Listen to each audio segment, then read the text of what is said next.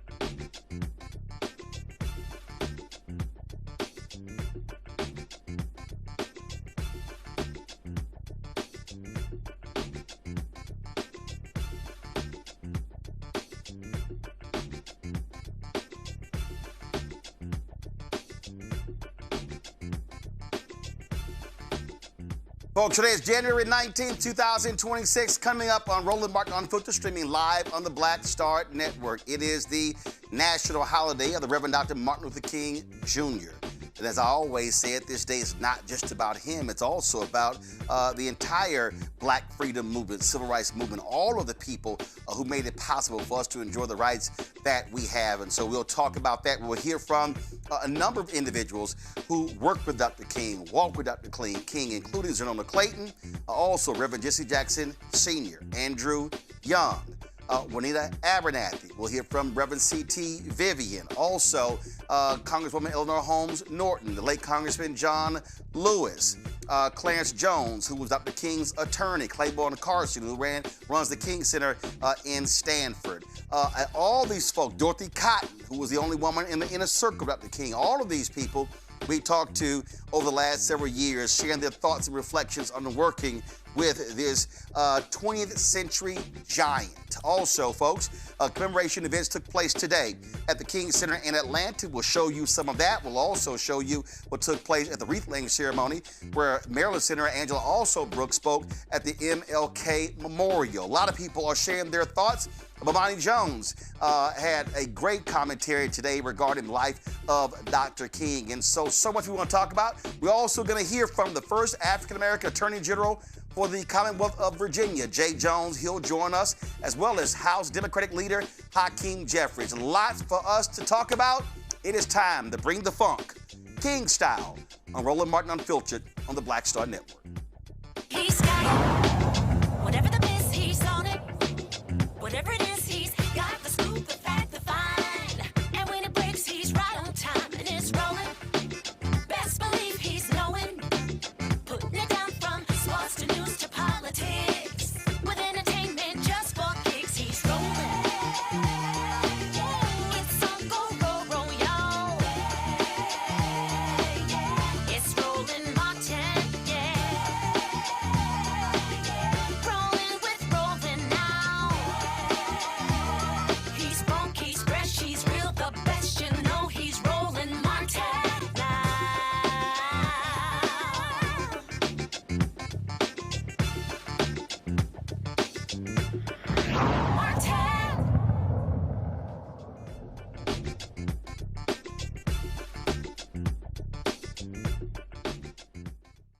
Folks, today is King Day. It's a national holiday for the Reverend Dr. Martin Luther King Jr. Of course, we are live today.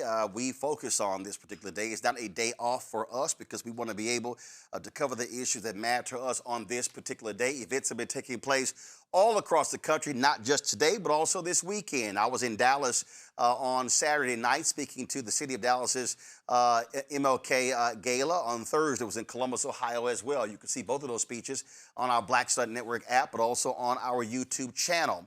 On Saturday, an inauguration took place in Virginia for Governor Spanberger, but also for the first African-American Attorney General for the Commonwealth of Virginia, J. Jones Jr. And so he was inaugurated.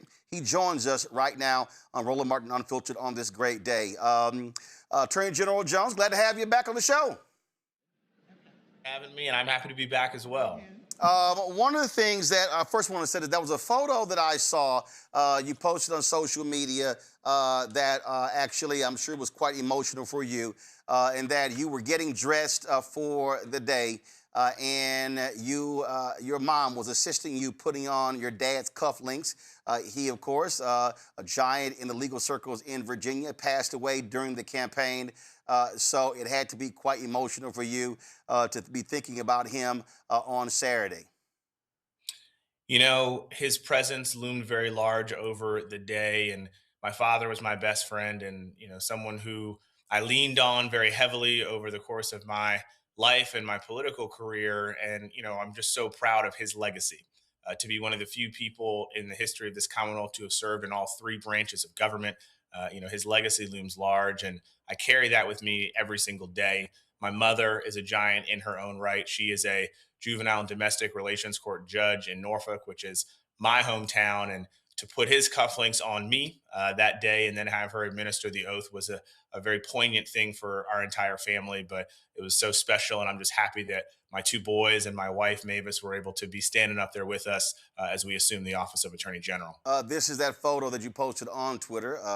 Anthony, go ahead and go to my iPad right here. And the reason I wanted to start with that, because your father, your mother, yourself committed to the law. And the reality is, when we think about this day, think about King's Holiday, we have to think about, of course, the commitment to civil rights, and as he said, forcing America to hold true to what it put on paper. And so when you think about the 1964 Civil Rights Act, 1965 Voting Rights Act, the 1968 Civil Rights Act, which is the Fair Housing Act, and how all three of those today are under attack, as well as the legacy of Dr. King is also under attack from folks on the right. You know, look, it's a very, I think, poignant thing for Virginia to have me in this chair as the 49th Attorney General of this Commonwealth and the first Black person to hold this office. And I am coming to you tonight from the Barbara Johns building. That's our office building. And for those folks who do not know, Barbara Johns was a civil rights pioneer in her own right. She helped lead the school walkouts in Prince Edward County and helped eventually desegregate the schools here in Virginia and across this country. And in the building, over the doorway, three words have been inscribed in marble: equality, opportunity, and justice. And that is what we are striving to do here in Virginia, to live by those tenets and to live up to the example of Barbara Johns and Dr. King.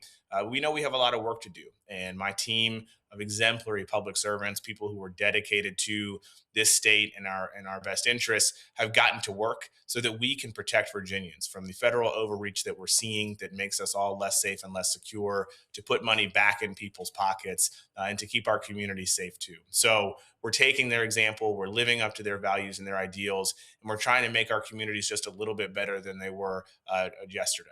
You mentioned Barbara Johns, and recently, of course, a statue of her was unveiled in the U.S. Capitol, replacing that of the white domestic terrorist and traitor, General Robert E. Lee.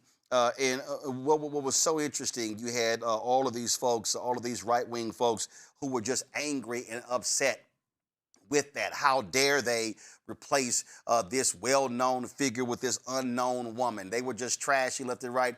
And it goes to show you, look, my book, White Fear, I talk about this, White Fear, how the browning of America is making white folks lose their minds.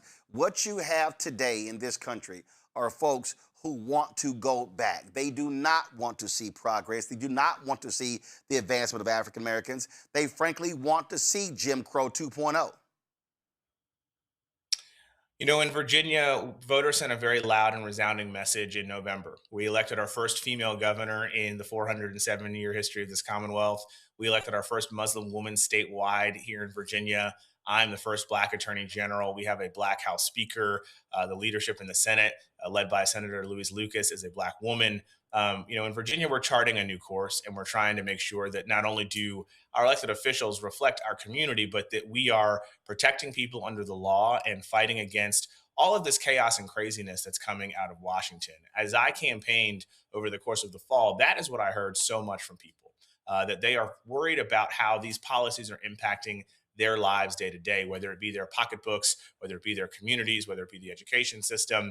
And that's what I think this new era in Virginia will usher in, are people who are dynamic and who are listening and who are being responsive to the needs of the people here in this state. And I hope that we can be a blueprint for folks across the country about how to be successful, but also how to govern. And we've gotten to work.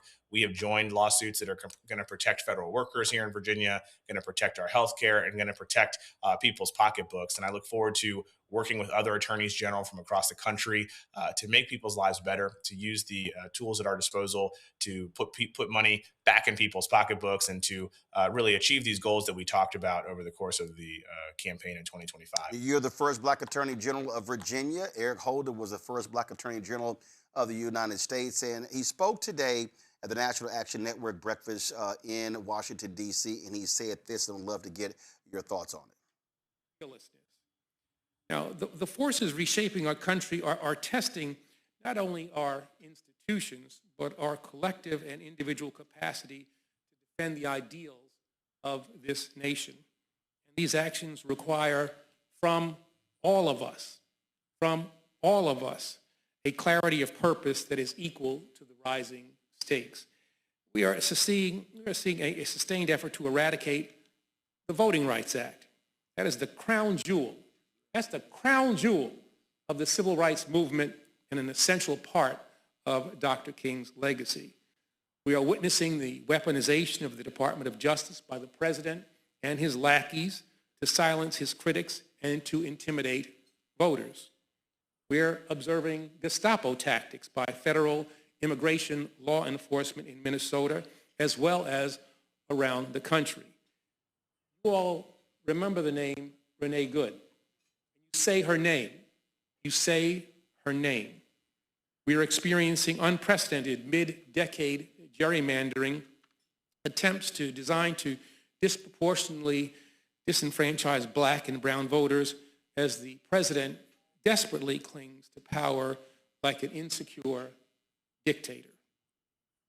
There is a concerted effort to resegregate America.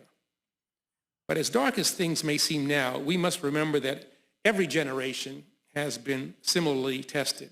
Each time, Americans faced really a critical question. Do we sit back and hope that help comes along, or do we stand together and fight for what we believe in? Now, I know the scale of what we're up against can seem overwhelming. State-sponsored attempts at oppression always appear that way. Think about Jim Clark. Think about Bull Connor. Think about Ross Barnett. Think about George Wallace.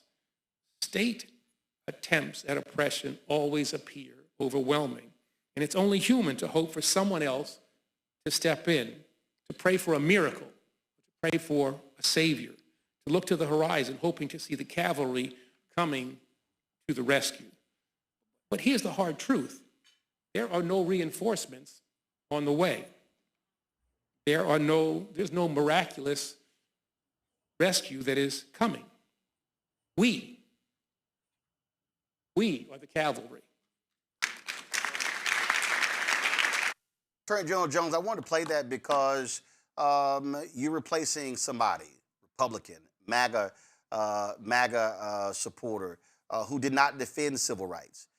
You had the president of the University of Virginia forced to resign over the issue of diversity, equity, inclusion. You had the Trump administration attacking the president of George Mason University. They forced out the first black superintendent at of course, the Military Institute there, VMI, in Virginia as well. You saw the undoing of civil rights, the lack of defense when it comes to voting rights. What do you make of what Attorney General Eric Holder said there? And I absolutely believe that. And we are the cavalry because these folks are in charge in Washington, the House, the Senate, and the White House.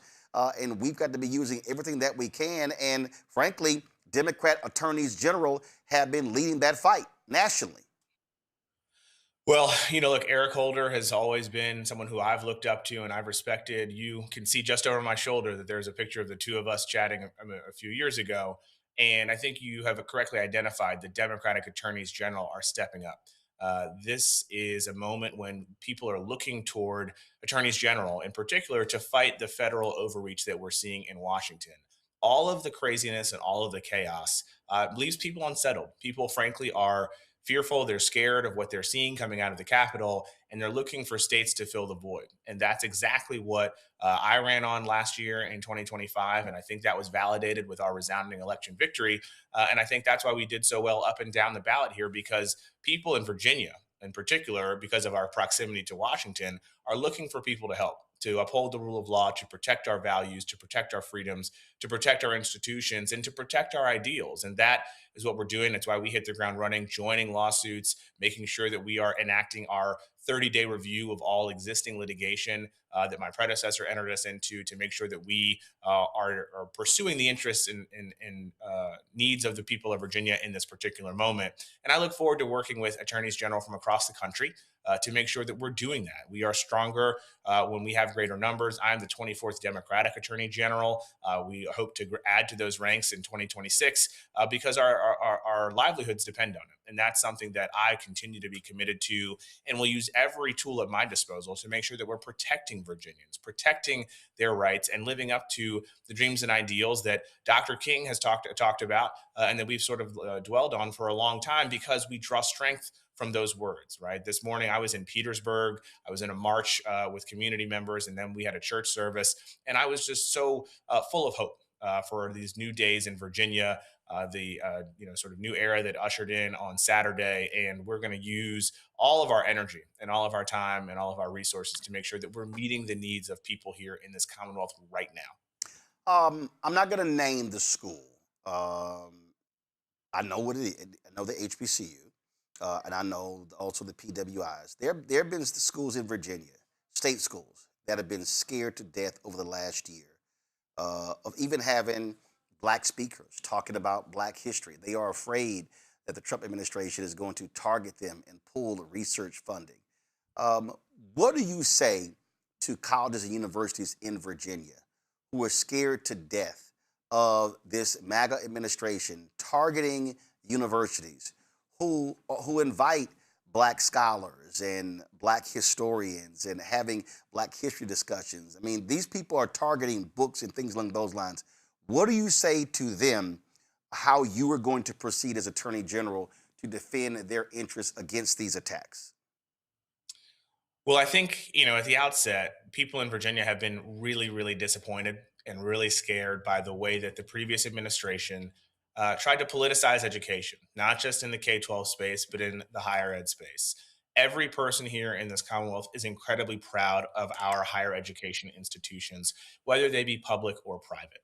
And frankly, as Attorney General, my job is to represent these universities. And my commitment has been to providing top flight legal service so that these universities can do what they do best, which is educate our students. And that is what we're going to do.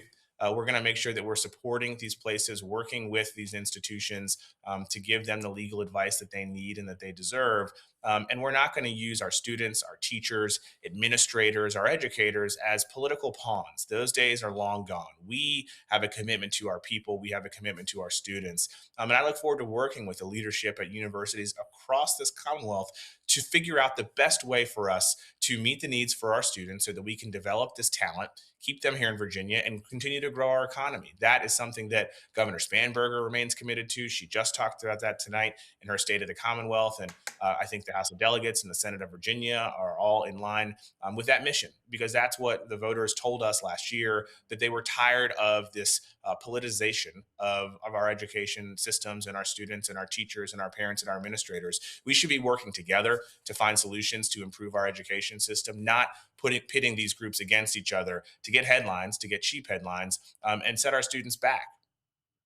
Got questions from my panel. Dr. Ome Congo Debingas, a senior professor lecturer, School of International Service at American University, author of Lies About Black People and How to Combat Racism out of D.C. Dr. Avis Jones-DeWeaver, author of How Exceptional Black Women Lead, Unlocking the Secrets to Creating Phenomenal Success in Career and in Life, co-founder and editor-in-chief Max Black's Media out of National Harbor. Joining me in studio, Cameron Trimble, CEO, Hip Politics Media, former White House senior advisor.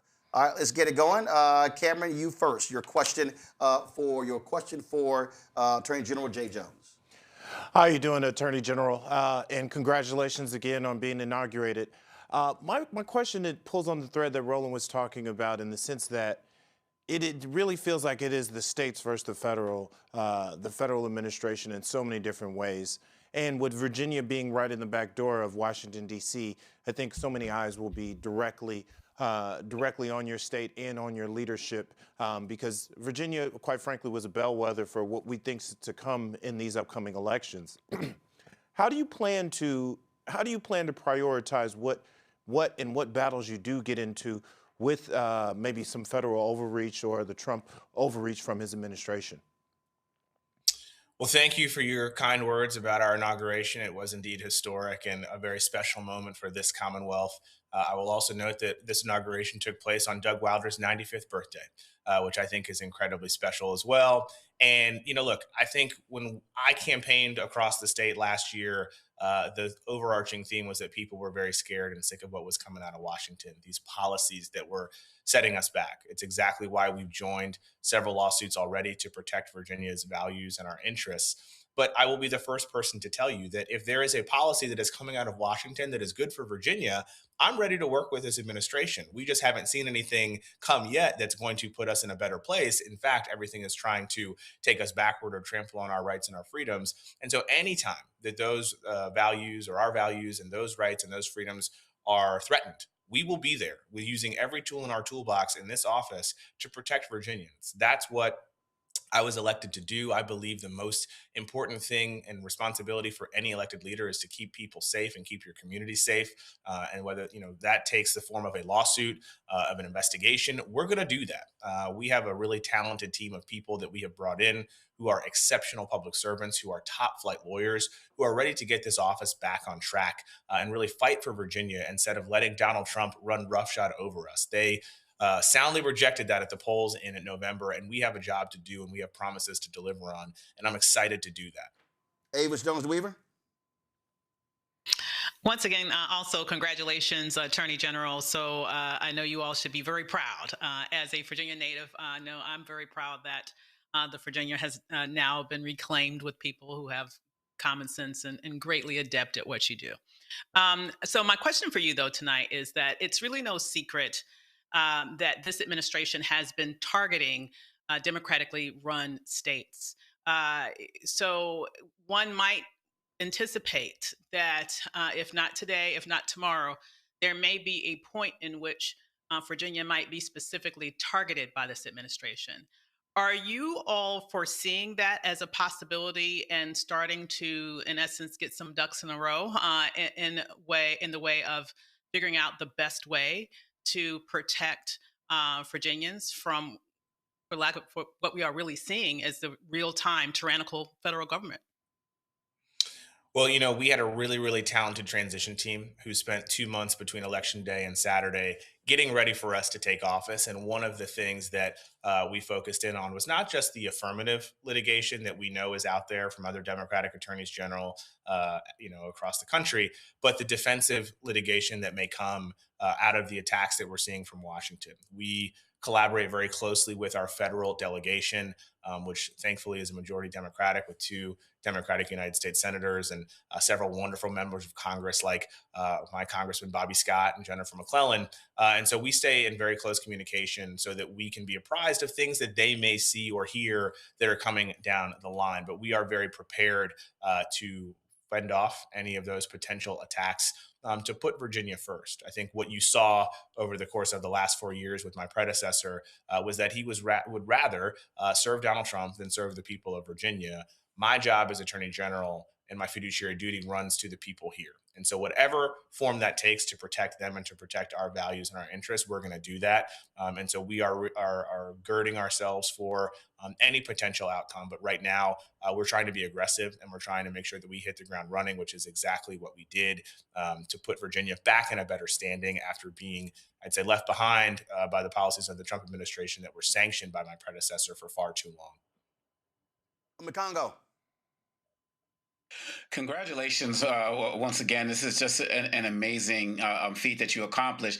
My question is, what advice do you have as it relates to other Democrats going into the midterms? Because not only did you just clear house as it relates to Democrat election, but the diversity is just so incredible. And Democrats are getting advised to run away from their base. Some are saying run towards their base. What would you advise to Democrats across this nation? We know every state and counties are different, but what was your recipe for success that you would advise them going forward? Well, thank you for your words of congratulations. It does mean a lot to me. And look, I'll say this. In Virginia, people are obviously very scared of Donald Trump and the policies that were coming out of Washington. But what I think was also very important for us as Democrats is that we had an affirmative message. We talked about the things that our voters were talking to us about, and we were listening. We kept our ears open and our mouths closed, and they talked about affordability. And that's exactly why we talked about how we could use this office to put money back in people's pockets. My career as an assistant attorney general and focusing on consumer protection, I think lended itself to that moment and to this moment where we can use this office to be dynamic and find ways to help people out when they're suffering economically, to keep our communities safe, and to make sure that we're defending Virginia. I think, the president certainly is a presence that looms large in electoral politics right now, but we've got to go one step further, which is to be solutions oriented and mission driven. And that really doesn't have any sort of specific recipe. It depends on where you are. It depends on what state you're running in. It depends on what community you live in.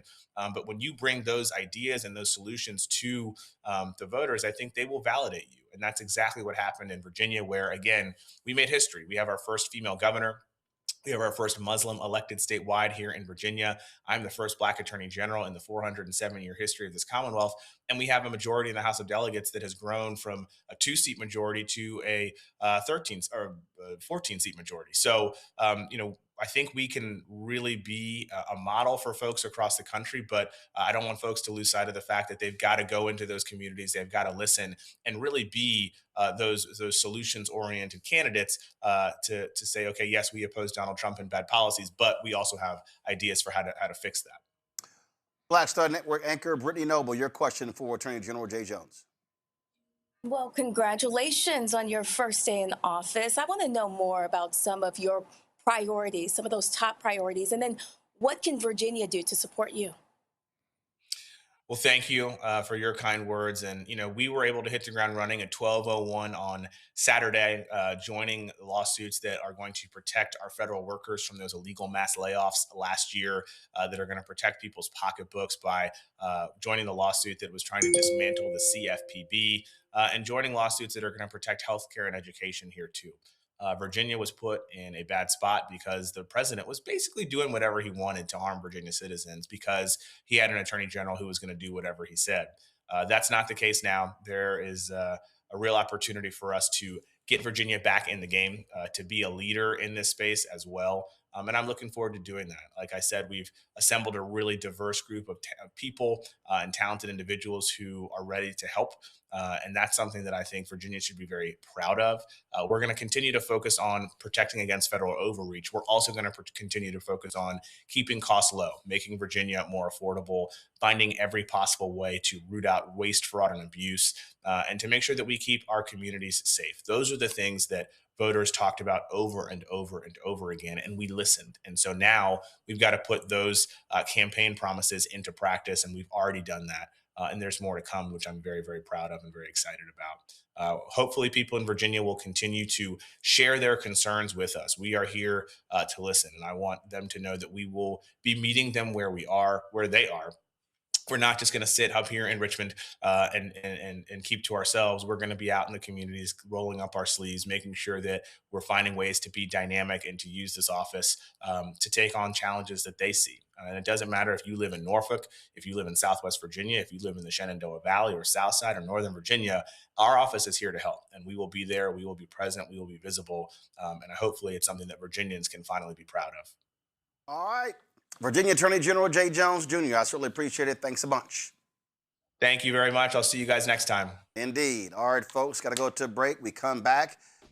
We'll hear from Bernice King, Martin Luther King III, talking this day on the federal holiday of their father, Reverend Dr. Martin Luther King Jr. You're watching Roland Martin Unfiltered right here on the Black Star Network.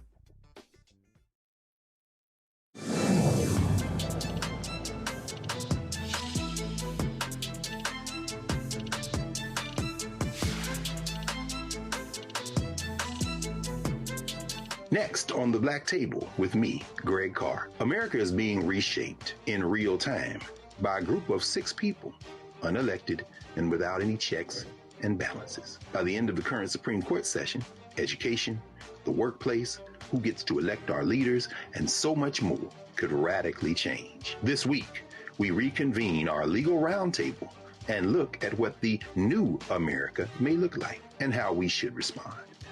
That's next on the Black Table, right here on the Black Star Network.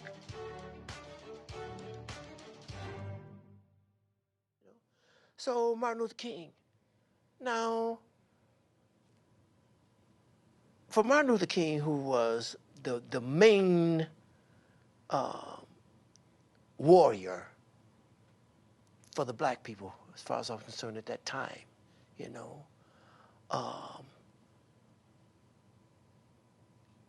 I wasn't as surprised that they killed him as I was when they killed Malcolm X. You know what I mean?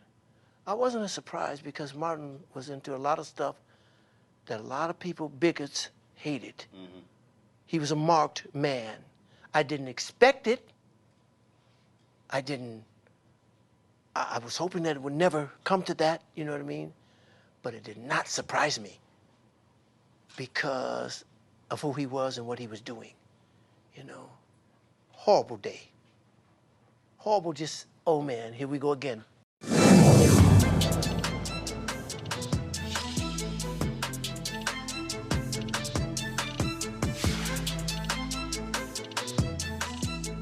All right, folks, that was my interview several years ago with the great Smokey Robinson.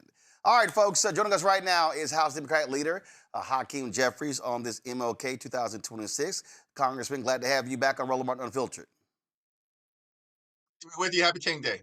Yes, sir. One of the things that absolutely drives me crazy on this day is when many of your colleagues on the other side post on social media and they post their quotes about Dr. King and they vote against his agenda. And what I always say is I don't want to hear folk on this day talk about King in this wonderful, nice way. He was this, he was that, when they also oppose the agenda. If you're going to stand with King, then stand with King, but don't oppose the agenda, but then celebrate the man, because the man was about his agenda, which was poor people and disenfranchised people.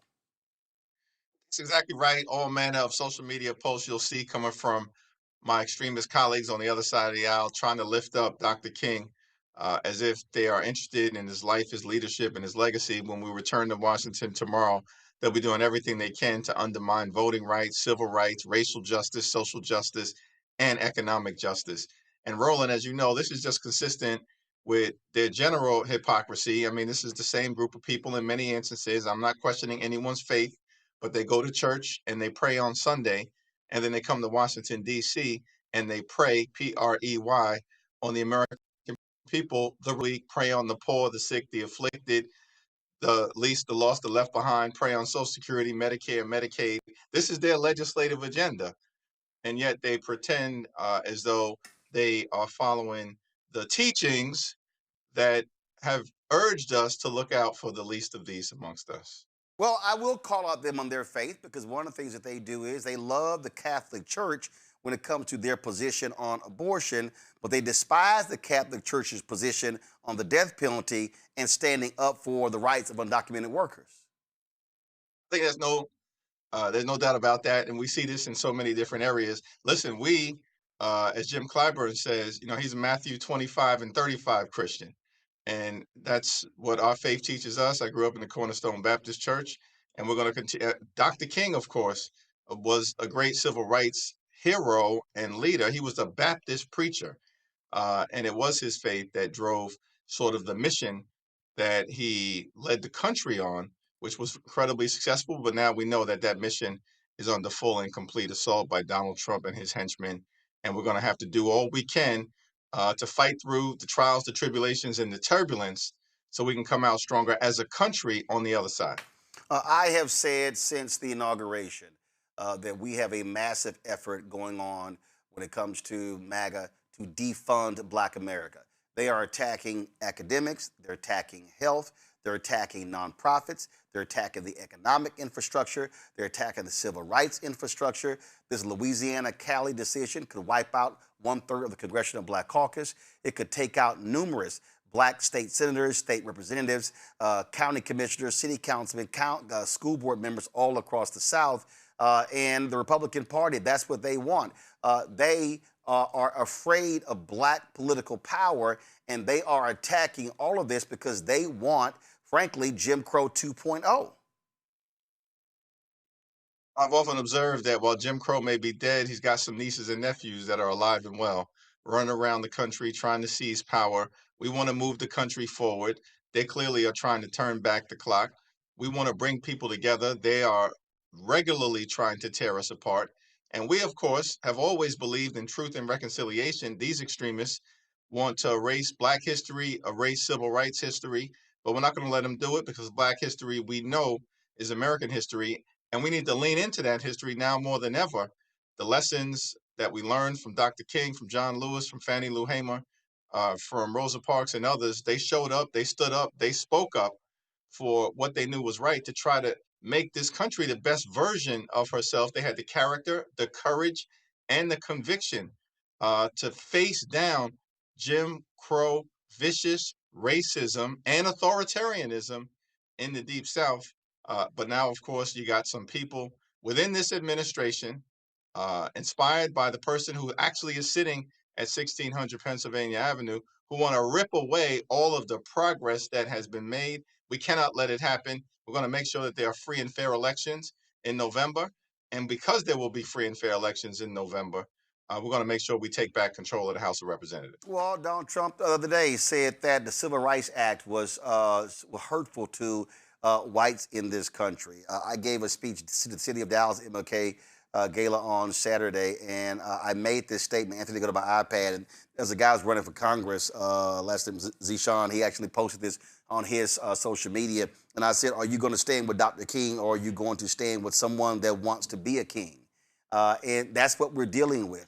Donald Trump has no respect for Congress. He has no respect for laws, no respect for the judiciary, no respect for anything. He told the New York Times the only thing stopping him, he said he can do whatever he wants. The only thing stopping him is his own morality. And so he has no respect whatsoever. And so what do you say to people in terms of how Democrats are going to counter him and that MAGA agenda this year in 2026?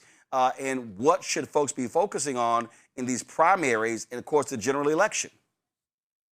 What's important to us, you've got affordability and you've got accountability. On the affordability side, listen, Donald Trump was able to lie his way back into office by promising that he was going to lower costs on day one. Costs haven't gone down. Costs have gone up. Life is more expensive in the United States of America. Trump tariffs are imposing thousands of dollars of additional costs, and he's done nothing to lower the high cost of living. We'll focus on that to try to bring about a country where when you work hard and play by the rules, you can live a comfortable life, an affordable life, and a good life. And we define that clearly. Good paying job, good housing, good health care, good education for your children, and a good retirement, which means keep your hands off Social Security and Medicare. At the same period of time, there's got to be accountability. Congress, as you know, Roland, you talk about this often, is not supposed to be a rubber stamp for the president's extreme agenda in this case, but a check and balance on an out of control executive branch. Now, even though we're in the minority, we've been governing in many instances as if we were in the majority, including earlier this month, forcing an up or down vote on a straightforward extension of the Affordable Care Act tax credits for 3 years and got 17 Republicans to join with every single Democrat. Our view is that we have a broken healthcare system.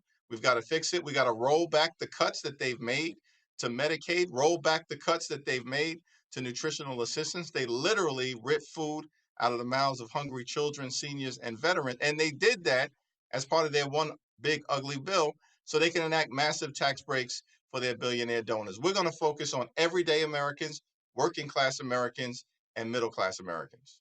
A couple more minutes left, and I'll ask you this here. What African Americans are also asking is, in terms of, let's say Democrats regain the House in November. Let's say you win that back. Black folks are saying, hey, how are you going to speak to our agenda? The reality is you need significant black support in a lot of these congressional races, especially these also on the U.S. Senate side, races in Georgia, in North Carolina. You got race in Texas as well. And so what do you say to them of what that's going to look like, what that agenda is going to look like? Because what we continue to hear from people is they say, hey, Democrats want black folks to show up, but Democrats got to show up for black folks. Absolutely. And listen, we've got to have a robust racial justice agenda and economic justice agenda. On the racial justice side, clearly, some of the things that need to happen is to shore up the Voting Rights Act and the Civil Rights Act, the efforts to roll back the progress that has been made right at the top of the list. On that side of the agenda, of course, will be passing the John Robert Lewis Voting Rights Enhancement and Advancement Act, which is designed to address what the Supreme Court already did back in 2013 when they struck a blow against Section 5. And we've got to watch what the Supreme Court may try to do in the Louisiana case. We expect to hear from them over the next couple of months, but we are prepared to respond decisively, particularly when we get the gavels back. On the economic justice side, I think there are really three areas where we have to lean in on behalf of Black America, Brown America, communities of color, but certainly within the African American community. That's entrepreneurship, that's homeownership, and that's access to capital. We know that the 1963 March on Washington, its full name was the March on Washington for Jobs and Freedom. It was about both civil rights, of course, eventually voting rights in terms of the 1965 Voting Rights Act, but also an economic justice agenda. And we've never been able to fully bring that to life. And in order to do it, we've got to ensure that our communities can be successful economically and self-dependent on the community as opposed to being reliant on anyone else. And that's something that we'll strive to accomplish, build upon with an aggressive agenda in that economic justice space. Last question for you. As I said, I gave the speech in Dallas on Saturday night.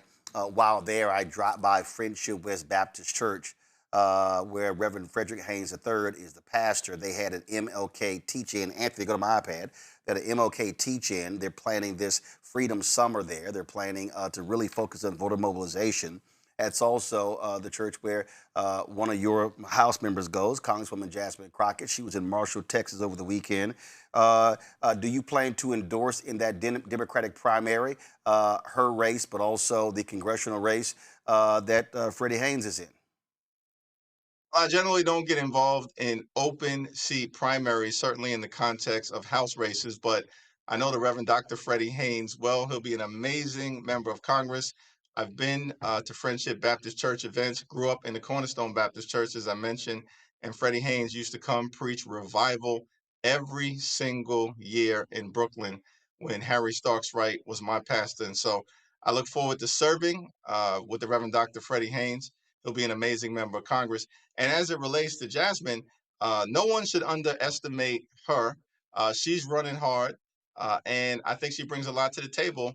And I support all of my colleagues in the House Democratic Caucus, and will do anything that I can do to help her be successful in this primary. And if she makes it through the primary, of course, in the general election. So I just want to be clear. So you're endorsing Freddie Haynes and Jasmine Crockett?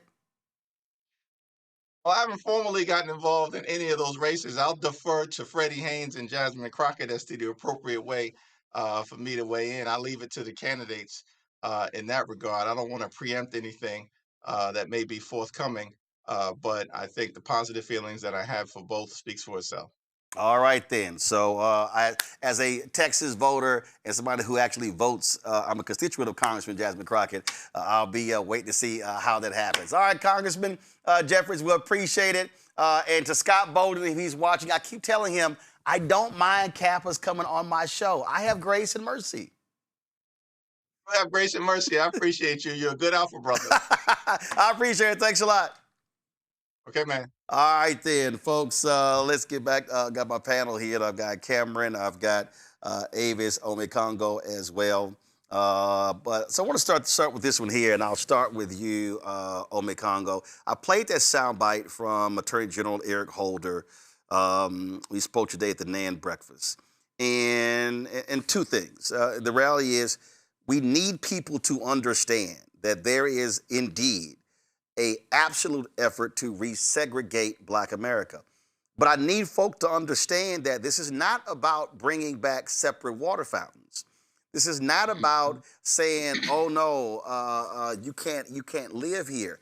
What we do have to understand is there is an absolute effort to undermine every single civil right that we have fought for, whether it's the 3 Reconstruction Amendments by the radical Republicans in the wake of slavery, whether it is the 1866 Civil Rights Act, we know the 1875 Civil Rights Act, which of course was later overturned in 1883 by the Supreme Court, the 1957 Civil Rights Act, and then the 64, 65, and 68 as well. And so the attack is all about attacking the Black infrastructure, civil rights, economic, again, academic, health, you name it.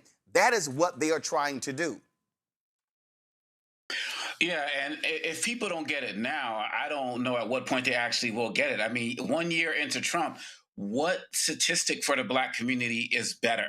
Whether we're talking about employment, whether we're talking about health outcomes, I mean, maybe the number of applications to HBCUs, but outside of that, everything is declining. And people should now be seeing that their community is going to be affected in every way, shape, or form. Whether we're talking about law enforcement, you're talking about with Attorney General Jones about schools and diversity and so on and so forth. And look what's happening in our schools as well. Every aspect of our community is being attacked. And people need to be at this point now, especially watching what's going on in Minneapolis with ICE. We have to get out of this mindset of, I'm only going to care when something comes to me. I'm only going to care when something hits me. Because if your community is being hit, then you're being hit as well. And we need a multi-pronged approach in order to be able to fight this. Because Donald Trump literally said, I am against the Civil Rights Act. They made white people bad. They couldn't get jobs. And all of this was lies. But he said it because enough white people thought it all of their lives and were always against it. And so he's given them permission structure upon permission structure in every space that they occupy, whether as a boss, as a principal, as somebody running a bank, to be discriminatory and be unapologetic about it because they know there's an FBI, a Justice Department, and an administration that's going to condone it in every way, shape, or form. If we don't wake up now 1 year into Trump, we should have woke up during the first administration like we were here on the Black Star Network. I don't know what else is going to take, Roland. Avis, I mean, we are making this perfectly clear to folks as much as we can. Anthony, go to my iPad. Look at this here. Donald Trump is the first individual occupying the White House who doesn't even acknowledge Reverend Dr. Martin Luther King federal holiday. This is the first time it has happened since Reagan signed the holiday, and of course, even the departure from his first term. Bottom line is, that's all by design. They do not give a damn about Black folks, and they want to attack Black folks at every turn. And Black folks had better wake up And I'm sick and tired of hearing these black folks who say, oh, I'm going to sit, I'm tired, I'm going to sit out, I'm going to stay on the sideline, all this sort of crap. They are coming after your ass as well. And so I don't care whether you're on the corner, I don't care whether you're in the C-suite, I don't care whether you are blue collar, whether you are white collar, whether you got a degree or not. We see they are coming after Black America, period. Absolutely. And they have already come after Black America. This is not just a future projection conversation. You are one of the few spaces, Roland, you have one of the few spaces that have shared in real time all of the actions that this administration has already taken to rip away our civil rights infrastructure. In fact, what I find very interesting, we're hearing about the anniversary of unfortunately, his first day in office in terms of his inauguration, and we were at the top of the list of who he was looking to attack. Before they had any ICE raids, he was sitting there signing executive orders that was completely obliterating our advancements in civil rights in a number of different ways.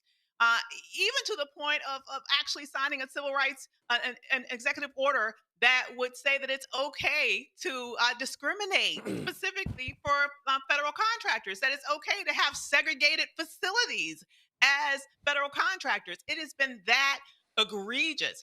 And so, yes, all the other things that you mentioned are true. We see what's happening with the unemployment rate. We're seeing what's happened to federal workers that are disproportionately Black.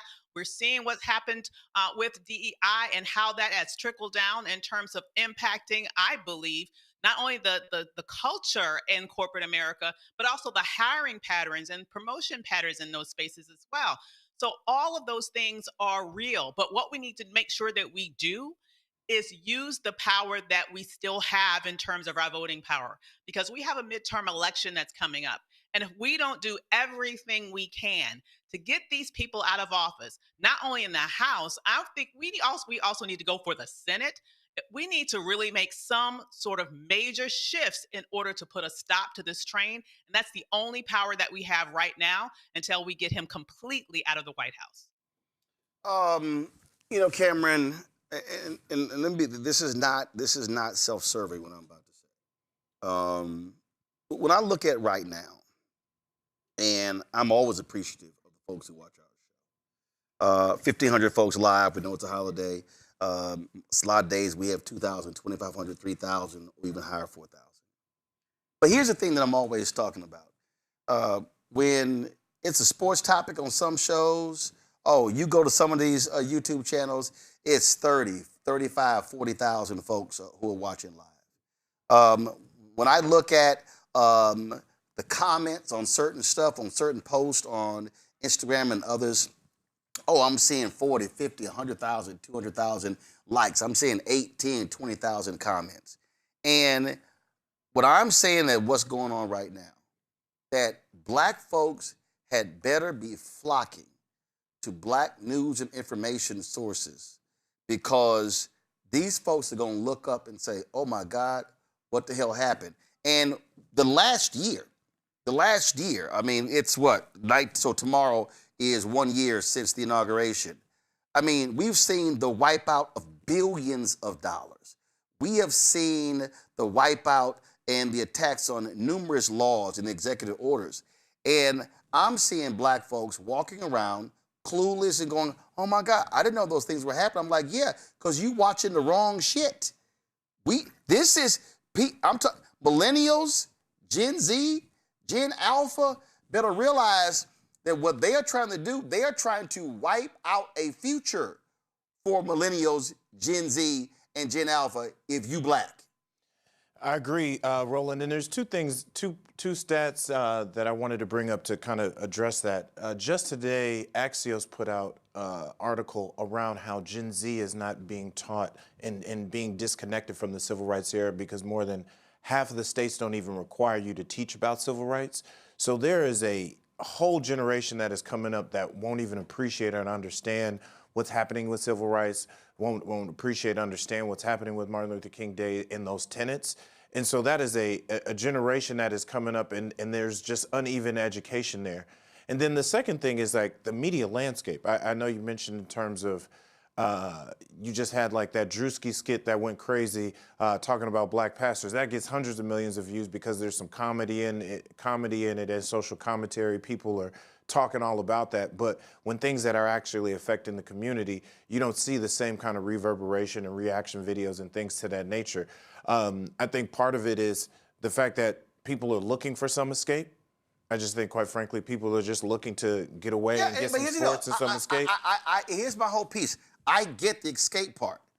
But what I need them to understand is that what's going on while they are escaping, the other side is literally obliterating. And you can escape for this moment, but then when you bring your ass back, you're going to be like, Armageddon happened. What happened? Because you were busy escaping. But then also you got to look at the coverage and the way we get information right now. It has to be so much more intentional, because when you've got CBS News essentially co-opted with the LSN, you got some of these different. Okay, but it is intentional. But the people who are being most impacted, they've got to be intentional. And all I'm saying is I need folk to realize that what they are trying to do today is to impact Black America for the next minimum 50 years. If you're a 20-year-old today, they want your ass jacked up minimum till when you're 70. See, so I need people to understand, this ain't about, oh, this thing could change in the next election. No. This is Project 2025 and Project 2026 and Project 2027 is about enacting an agenda that is going to absolutely curtail and derail Black America for minimum the next 50 years. That's what they're trying to do. And I just think there are a lot of people who are Gen X, Millennial, Gen Z, Gen Alpha, who don't realize what is really happening right now. And I think what we got to do is we got to simplify it for people. Unfortunately, I wish people could get more information and be able to handle some of that. But the public has often been able to focus on one or two topics. And I think we just got to simplify it here on your network and other places of like, this is what you have to lose, and not just at a large state. We always say Black people are being set back. But what does that actually look like in a money sense? What does that actually look like in a job sense? What does that actually look like in a policing sense? And then kind of what's going on in Minnesota and things of that nature. When it's brought to our doorstep, we saw how we reacted with George Floyd. I'm not wishing on any of those types of things to happen, but I think that kind of stark contrast, that kind of real shock, violence, those types of things are what wake us up. Well, I tell you what, you can't holler be woke, and then you need something else to wake you up. And that to me, Omekongo, is really what folk have to understand. And again, I'm saying the onus is on everybody. I'm saying that if you're a Gen X and you've got children and you've got grandchildren and you've got nieces and nephews, you need to be saying, where are you getting your information from? And if they say TikTok and Instagram, well, who are you following on TikTok and Instagram? If you getting your shows from certain radio shows, well, what's the radio show? What are they actually talking about? What are they feeding you? Because what we are dealing with right now, is a very surgical attack on Black America. And I'm telling you right now, it can't just be baby boomers and some Gen X who gets it. Black folks had realized, and when people say, oh man, that voting stuff, guess what?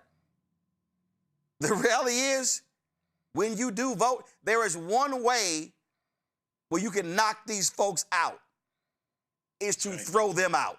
And that only can happen at the ballot box.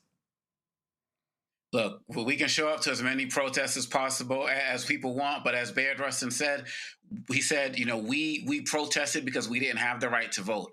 When you have the right to vote, you don't need to protest because your vote is your protest. And so many of us are disconnected from that. And that's why so many people stayed home. And what you talked about with the information sources is also important because, going to what Cameron said and what you said last week, Roland Martin, is really, I've been posting about this. You're saying they turned Dr. King into a bobblehead, right? You have the people who know about the civil rights movement because they lived through it. You got guys like me who were born after it, who got the diluted version of Dr. King, the I Have a Dream, never play the other parts of the mountaintop speech like you talk about, that talks about everything else. And now, as Cameron's point, you got this new generation that is getting nothing. Even in the states where it's allowed to be taught, they're still not getting enough. And so that is why it is important for all of us to do exactly what you said. Fine, you're going to follow this guy on TikTok, but you got to follow Black Star Network or any other outlet that's on these spaces. We have to direct them to these spaces. The newspapers we read, most of them are gone or in some online space. And so if we don't know where the spaces are on Facebook and Instagram and other and fan base, which is, doing a lot of this work, we have to find it and show it to them. Because a lot of the kids, they will listen if they're steered towards something. But a lot of us have this mentality, oh, they just don't care. They just want to play music and go party. Many will listen if we don't give up on them. You know it all the time, Roland. You run into middle school students, high school students who listen to you or listen to you in the car with their parents. We can't give up on this generation because there's already a whole infrastructure pulling their attention in the opposite direction, which is away from our history and away from our culture, which makes it easier for them to undermine us. And we have to keep fighting that. So, Avis, the article that Cameron referenced, it was an Axios article. This is what it was. The civil rights era is losing its grip on young Americans. It says the civil rights era is no longer the central reference point for how many young Americans understand race, justice, and power, a generational shift reshaping politics, education, and activism in the U.S. Well, first of all, duh. I mean, let's be perfectly clear. If you talk about the civil rights era, officially, if you will, you're talking about December 1st, 1955, Montgomery bus boycott through Dr. King's assassination. You could bring it back a year, Brown versus Board of Education decision. So that's 1954, including also August 28th, 1955, the heinous lynching of Emmett Till. So you could say Brown versus Board of Education in 54, going through 68. That's, of course, 14 years. But when we talk about today, and this is where, again, these white media outlets don't seem to understand. They want to skip over Jenna Six. They want to skip over Trayvon Martin. They want to skip over Michael Brown, John Crawford III. They want to skip over Eric Garner. And then so basically how they want to frame this, they want to frame this as civil rights era and then George Floyd. No, it was a lot of things. I mean, if you talk about, I got an interview coming out with Elliot Williams talking about the Bernie Getz shooting. And listen, Bensonhurst and all that stuff that was happening in New York in the 90s. And so it's a whole lot we can talk about here.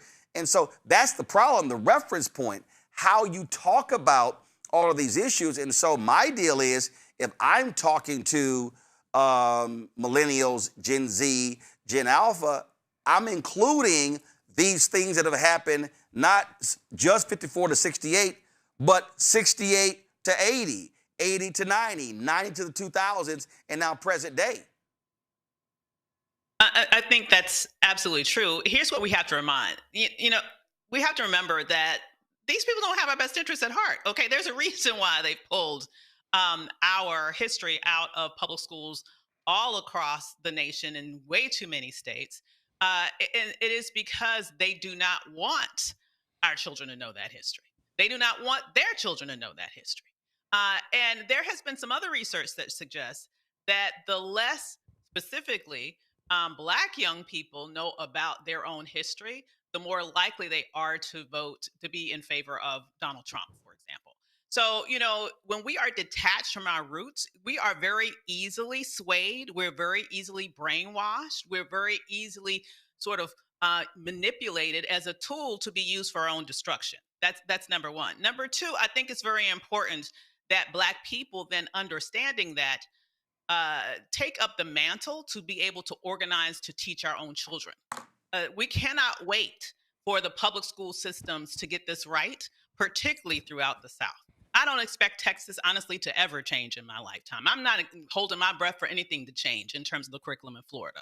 But Black families in Florida and Black families in Texas and all over can get together and organize Saturday academies and teach our own history, because that's what we need to do. And then thirdly, I would say that in terms of young people, let's not write them all off. You know, I'm the mother of a Gen Z. I'm the mother of a millennial. And if anything, my Gen Z is even that much more radical than my millennial, though both of them have sense and they understand the threat of this administration. But the main frustration of my Gen Zer is not that he doesn't want to vote. He will vote. But his frustration is that he doesn't see the Democratic Party fighting enough. He wants to see more action in the Democratic Party. He wants to see the Democratic Party be more aggressive. They aren't aggressive enough for him. And so I believe that if the Democratic Party were more aggressive, would show some heft and some fight in their spirit, they would naturally attract young people. I don't believe that most young people don't care about politics. I don't think that they are inspired to really support candidates who they don't believe will fight for them. Many of them will do it anyway, like my son, but he does it, I will tell you, holding his nose because he wants more fighters. And if he finds someone that will inspire him in that way, he will come out and vote. And it's not just him. If you look at the Mamdani election, when you saw the overrepresentation of young people voting, it is because, I believe, not just because of this issue of affordability. I think it was also because they saw a fighter in him. And that's something that the Democratic Party needs to replicate writ large. But here's the thing, Cameron, first of all, I absolutely agree with what Ava says there. But this is the piece, to me, that is always critical. I always talk about what the nuance is. And the nuance always is, and I've had to deal with this with people, well, where I'll explain, if you want something to change on a school board, remember, if there are nine people and you vote for one, you need 4 more votes. You need 5, you need at least 5. If it's the city council, depending upon the size of the city council, you need the majority. What I'll say is, I think back to 2025. There was a lot of people were saying, Democrats, what y'all gonna do? Sitting there going, do you not know who controls the House, the Senate, and the White House? And the key, though, I think, this is where it jumps out, to the point Jay Ava's just made. When you do have the power, do you use it? I think what we are witnessing now, where you have, is Donald Trump a thug? Yes. Does Donald Trump not believe in morals, values, principles, ethics? Yes. But what you are seeing is a Republican Party that says, damn all lines, damn all speed bumps. You don't hear them saying, oh, we can't do that. And so what I'm hearing people say is, Democrats, if your ass get the White House back, go to the mat. If you get the House and the Senate, I don't want to hear this bullshit. Oh, we can't do that. We can't do. If there is one thing that we see with Republicans holding power, is that they use power. They wield power. They actually execute an agenda, and they say, damn everyone else, we're going to do it. That is the lesson that Democrats had better wake up. And look, Democrats don't have the same league that the Republicans do, because you're either right or hard right. But Democrats had better understand, if you get control of the House, yes, Trump can veto.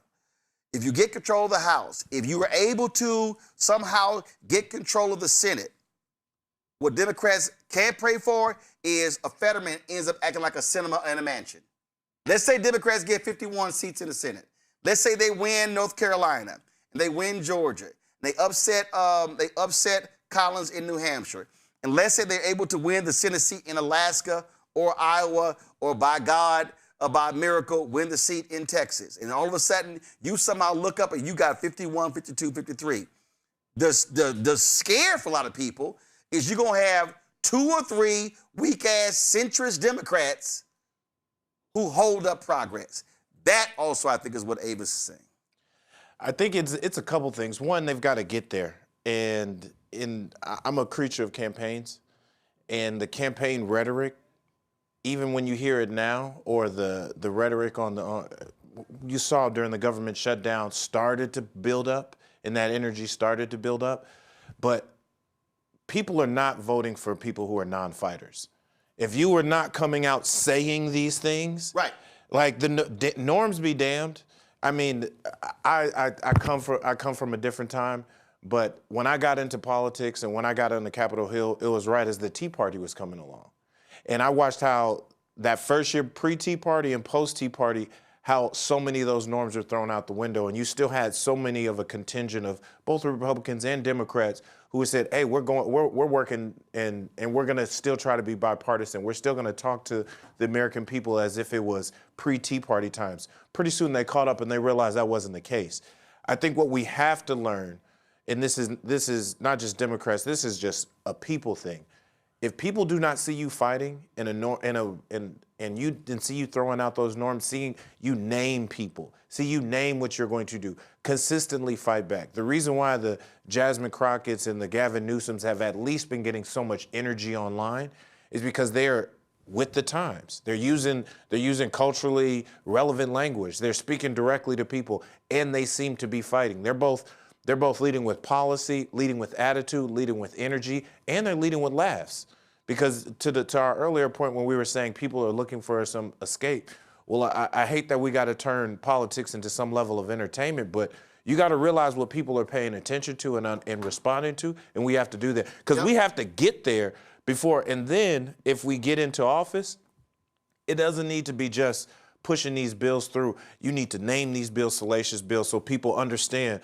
No, this bill is taking something back. This bill is fighting something there. We need to make these public stands not just in the pit of the House or the floor of the Senate, the floor of the House. We need to be in the streets. Like this is a modern media, digital first, 360, all on assault that starts in this election season. And then the moment we get elected, wherever you are, you've got to be on board. And for those centrists and those people who get scared, because you get some people who get, I barely got elected, or I'm in a more conservative state, I can't do what Mondani did or Gavin Newsom did. Well, then all those who can and use more of their what we call political capital, they got to put that out there and shield some of those. But they better get those people in line to make sure at least those votes follow. Absolutely. All right, folks, got to go to a break. We come back. More on Roland Martin Unfiltered on the Black Star Network here on MLK Day 2026. Don't forget to support the work that we do. Join our Bring the Funk fan club. If you want to contribute to our Bring the Funk fan club via Cash App, use the Stripe QR code. You see it right here. It's also for credit cards as well. Checks and money order. Make it payable to Roland Martin Unfiltered, P.O. Box 57196, Washington, D.C. 2003 7-0196. PayPal is R Martin Unfiltered. Venmo's RM Unfiltered. Zelle, Roland at RolandSMartin.com. Roland at RolandMartinUnfiltered.com. We'll be right back. When Dr. King called me up and said, I'd like to meet with you. You don't know me, but I have a request to make, and I'm coming to New York. I'd like to talk with you. And we met in the basement of the Abyssinia Baptist Church in what should have taken, according to him, 20 minutes. Took 4 hours. And when that meeting was over, I was in his parade forever. When I talked to A. Philip Randolph, when I talked to Eleanor Roosevelt, I can go on with a list of celebrity and the power of that century that touched my space, that said, you are worthy, that said, you help us. We delight in what you do. We are rewarded by it. Our causes are won because you brought a population to the table. Because when I did, sometimes I'd ask artists and they'd say no. I said, fine, let's make my next concert in behalf of Dr. King. And I would take time out in that concert to let Dr. King have the platform to speak on the issue. And most of the audiences would write me afterwards and say, we never expected it, but thank you for introducing us to Dr. King. Well, that's worth $1 million.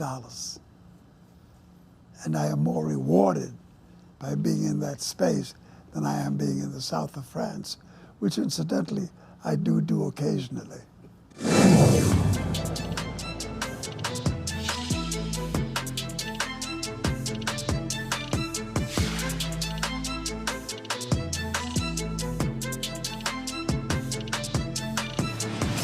Said the quiet part out loud. Black votes are a threat, so they erased them. After the Supreme Court gutted the Voting Rights Act in 2013, Republican legislatures moved fast. New voter ID laws, polling place shutdowns, purges of black voters from the rolls. Trump's Justice Department didn't stop it, they joined in.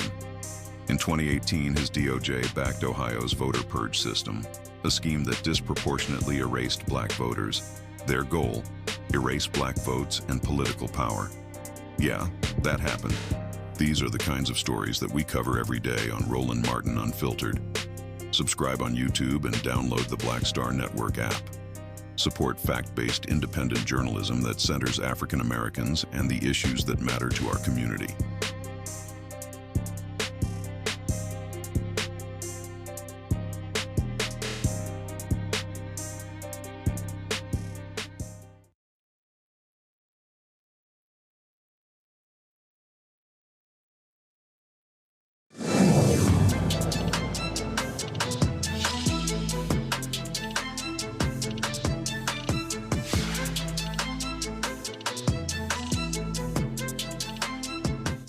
I found myself refraining from going to Memphis for a long time. It's just, and I don't like to go to Memphis now. Matter of fact, I go because Memphis has a new meaning to me now. You see, the king to me, Atlanta was Bethlehem. He had nothing to do with Bethlehem where he was born, and Mason Temple really was Gethsemane, mountaintop. And the balcony was Calvary. In a certain way, I can understand about it going back to Atlanta, but he went to heaven from Memphis. It happens to be the place where the poor blacks of the Delta, Mississippi, and Arkansas, and poor whites of Appalachia meet at that Mississippi River. That's where he died. That's where he left us. And there's still a story to be told about when blacks from the Delta of Arkansas and Mississippi and who picked cotton and coal miners who dig coal from find common ground, there will be a New Jerusalem, so to speak. So there's not to be said about Memphis as not as a place where he was killed, but as the resurrection site, because the resurrection does not take place far from the crucifixion. Memphis has lots of challenge, and there's a new kind of South now. You couldn't have had the Memphis Grizzlies behind the cotton curtain if we'd not been successful. Atlanta Falcons, Dallas Cowboys. You couldn't have had Toyota, Mississippi if we'd not been successful. We pulled down the cotton curtain and built a whole new world, a whole new South, which laid groundwork for many new things in America. So his blood fertilized the soil and created a whole new dynamic in American politics. All right, folks, Reverend Jesse Jackson Sr. there for an interview we did just a few years ago. Today, events took place all across the country, here in the nation's capital at the NAN breakfast. We caught up with the MLK III. This is what he had to say on this day, the federal holiday for his father, Reverend Dr. Martin Luther King Jr. This is a very critical time. I would like to be able to say that we had achieved the dream that my father envisioned and shared for the nation, my father, I should say, and mother. Unfortunately, that is just not true. It does not mean that we cannot. There still is great potential in our nation, in our communities. There's great potential all over. And what I hope people can find is again, I said earlier, out of the mountain of despair, you got to find a stone of hope so that we can lift people. This is a time of lifting. It's challenging in this nation and in this world where we are at odds from a war standpoint, potentially from a war standpoint, where we're at odds because of immigration. That is an issue that should be resolved. but it's how we've chosen to resolve it, which is the challenge. At a time when medical prices are going up, people have to decide if I'm going to pay for health care, if I'm going to pay for food. What I do know is no matter how difficult it is, and God knows it's difficult for a lot of people, that we got to hold on because it can get better. My dad, my mom, my family, hopefully we are showing the nation that endurance overcomes. I mean, there was no Civil Rights Act before 1964. There was no Voting Rights Act before 1965. There was no fair housing legislation before 1968. But because my dad and his team and many of us around our nation endured, today those things are barely in place, although there are some who are trying to turn the clock back. We cannot allow that. It is, the government is supposed to be for the people, we the people. When we the people stand up, and I must add in nonviolence, Dad's model showed that we can overcome. Folks, Maryland Senator Angela Alston-Brooks, first of all, he was speaking there at the MLK Memorial. The MLK Memorial Foundation, the Memorial Foundation, they have an annual wreath-laying ceremony there, and we, of course, stream that live. Here is Maryland Senator Angela Alston-Brooks, who was the keynote speaker there. We must fight even harder to protect what is right. When people try to erase history and water down the impact that our ancestors had, it underscores how necessary it is to reject the lies about who we are.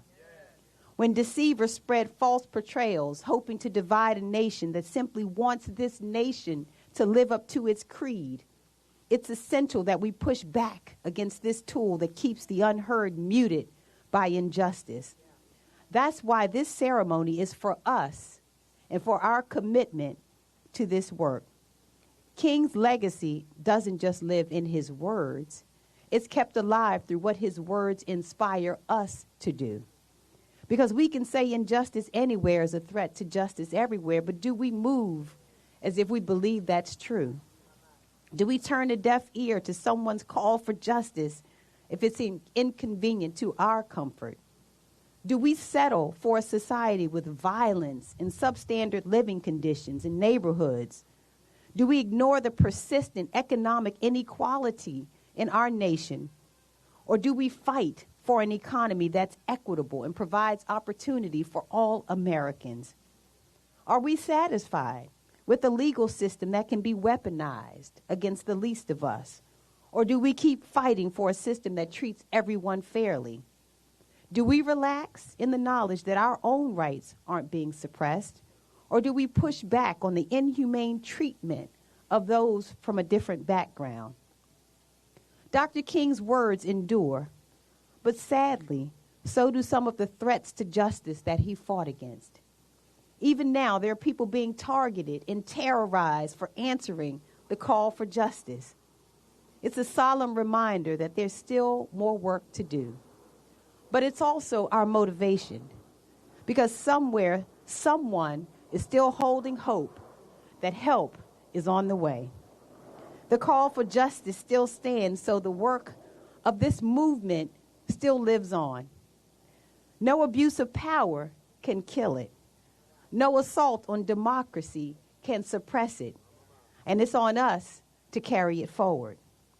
Carved into this very monument, there's a quote that I love from Dr. King's Nobel Peace Prize acceptance speech that says, "I believe that unarmed truth and unconditional love will have the final word in reality. That is why right, temporarily defeated, is stronger than evil triumphant." That strong faith of Dr. King reminds me, I think, of the most important memory we have of all of him. And that is that he was a minister of the gospel of Jesus Christ. It was at his core, and his memory brings to mind the old spiritual beams of heaven as I go. Harder yet may be the fight. Right may often yield to might. Wickedness a while may reign. Satan's cause may seem to gain. But there's a God that rules above with a hand of power and a heart of love. And if I'm right, he'll fight my battle.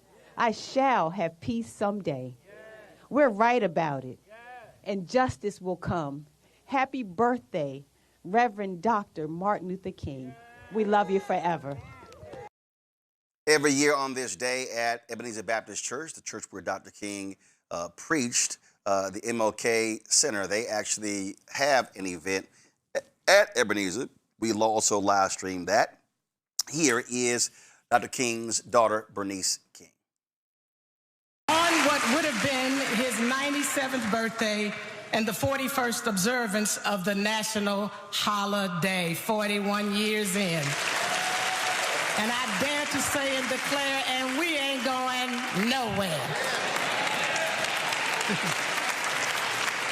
We do so at a time when the world is trembling under the weight of its own contradictions, a time when inhumanity, injustice, and inequity have risen to devastating heights, a time when our nation is fractured by polarization, poisoned by fear, and paralyzed by division.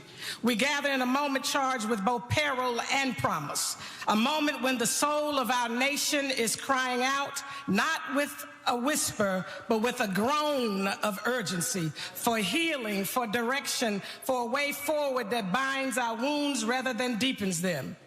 We are living in a moral crisis, not symbolic, but so deep. Our humanity is at stake. There is a battle going on between good and evil, and the future of this nation and the world house hangs in the balance. We must decide whether we will continue down the path of fragmentation or rise together into new possibilities of community. But beneath these visible crises lies a deeper affliction, a crisis of conscience and compassion. We scroll through suffering as if flipping through channels.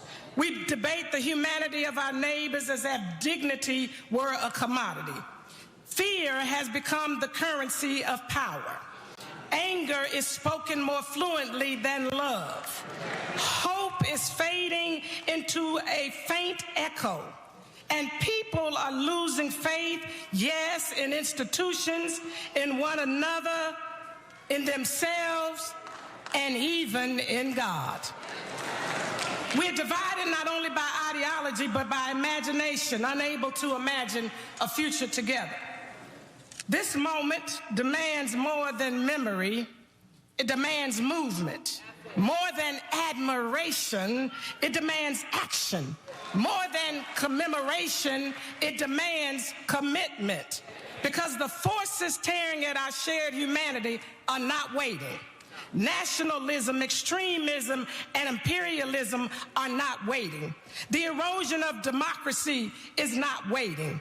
The massacring of civilians is not waiting. Children pulled from rubble in Gaza, Sudan, Congo, Ukraine, and Haiti are not waiting. Oligarchy masquerading as democracy is not waiting. The normalization of dehumanization, disinformation, and violence is not waiting. Wars raging abroad and in our streets are not waiting. Economic inequality widening day by day is not waiting. Climate disasters devastating homes and hearts are not waiting. Human rights norms being ignored or selectively applied are not waiting. So neither can we wait.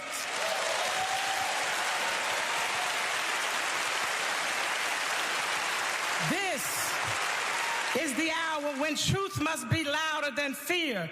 This is the hour when courage must be stronger than convenience. This is the hour when love must be more disciplined than anger. This is the hour when we choose the way that leads to life. That way is the nonviolent way, the love-centered Kingian way, the way that honors the dignity of every person, even adversaries, that resist the forces dividing us through ideology and identity, partisanship and propaganda. The nonviolent way insists we cannot build a future apart from one another, We must build a future rooted in justice and compassion. My father often reminded us that we are caught in an inescapable network of mutuality, tied in a single garment of destiny. What affects one directly affects all of us indirectly. And so you cannot cancel that garment. You cannot sever that network. I cannot be all that I ought be until you are all that you ought be.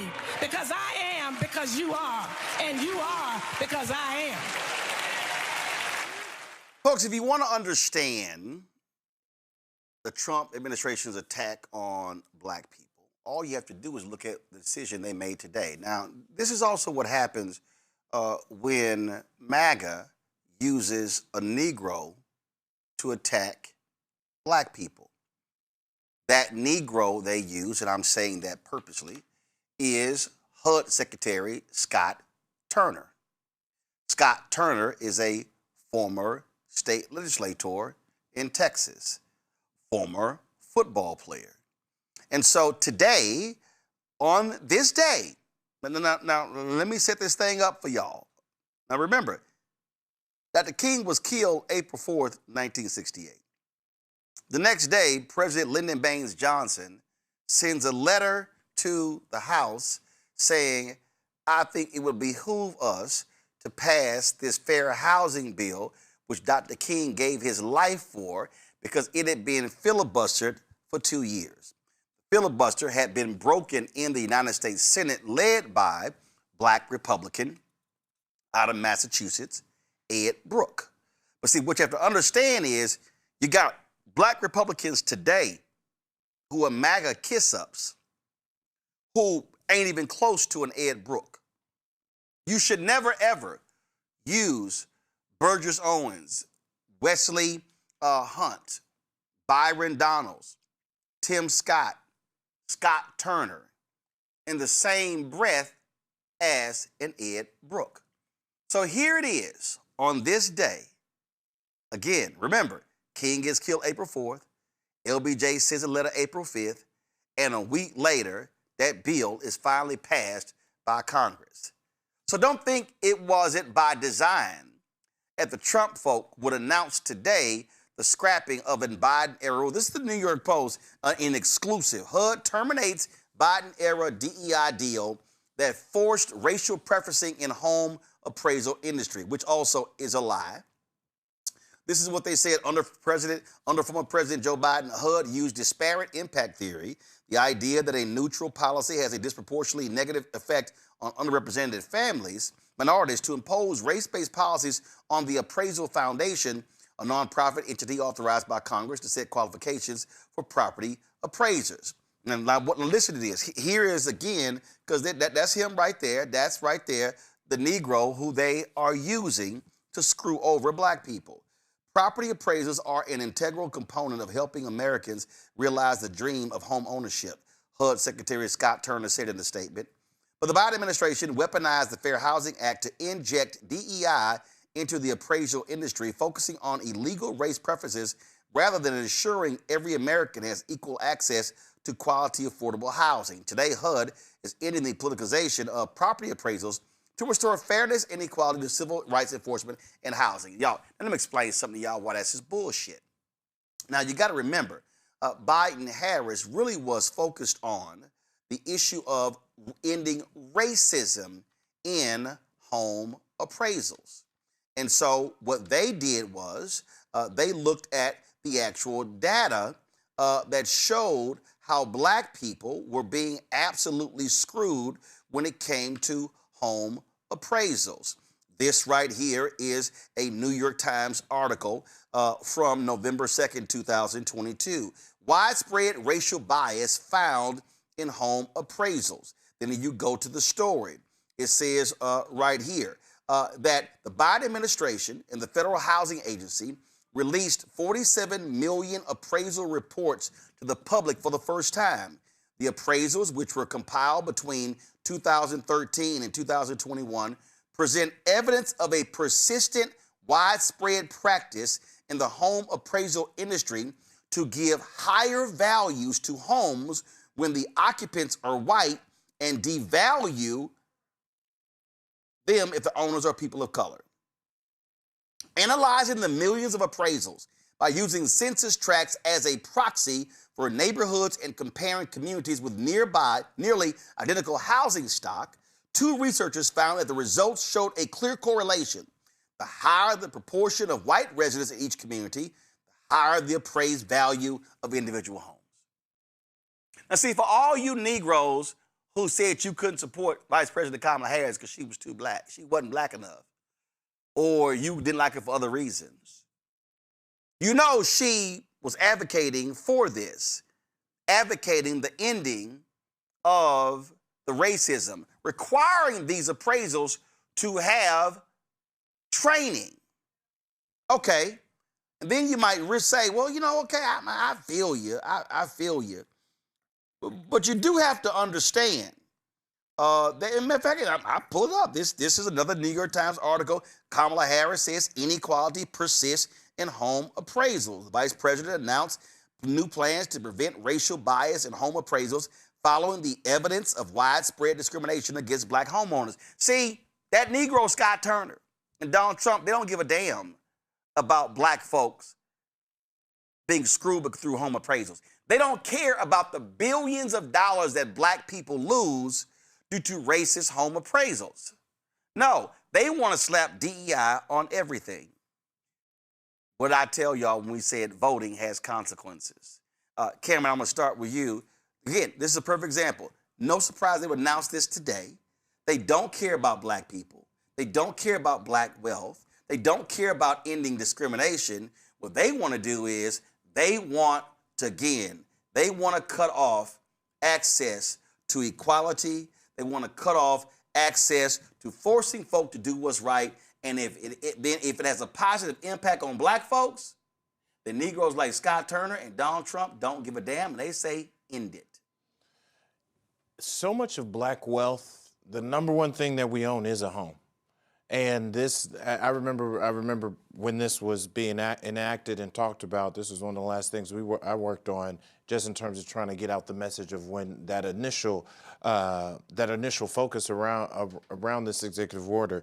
But for them to do it on Dr. King's holiday, by design, on a day where Donald Trump and no official accounts from the White House or the president are even acknowledging Dr. King's holiday,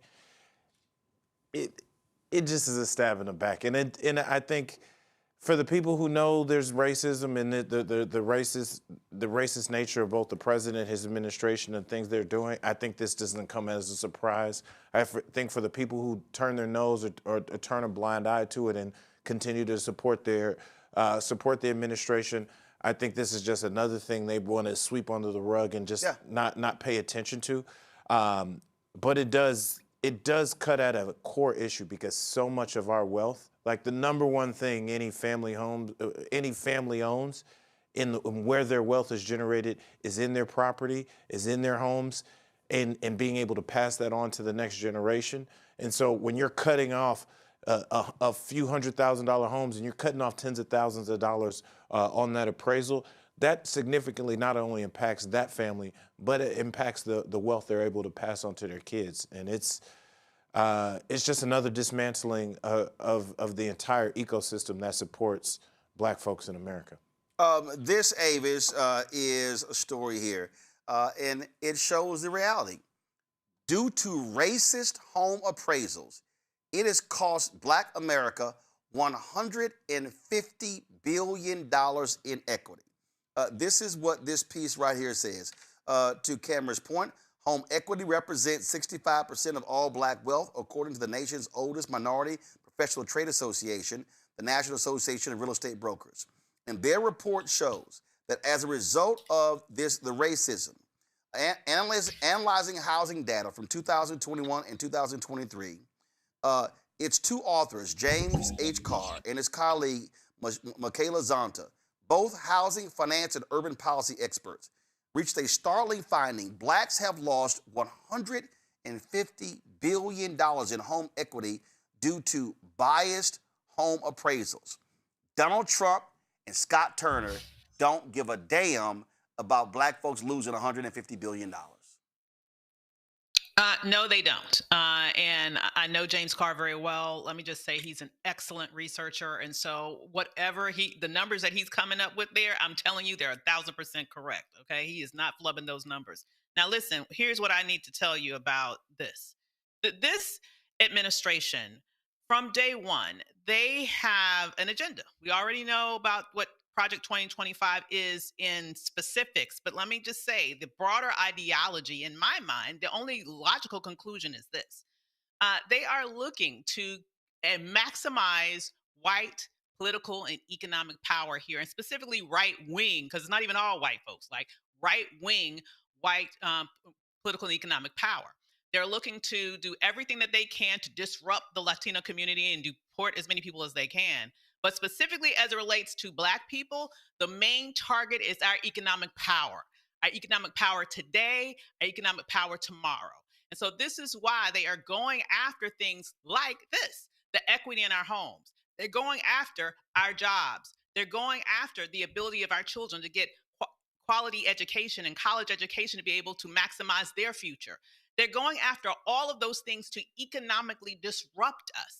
And what you're saying here is exactly right. This is not like something that you can just snap your fingers and correct everything overnight, particularly at the glacial speed that policy typically works in Washington, D.C.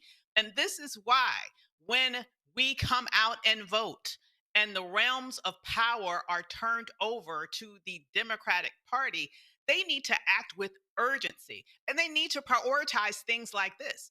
Black people need to make it known that our priorities are all of those things that have been ripped away during this administration that literally took centuries of blood, sweat, and tears to be able to put into law in the first place.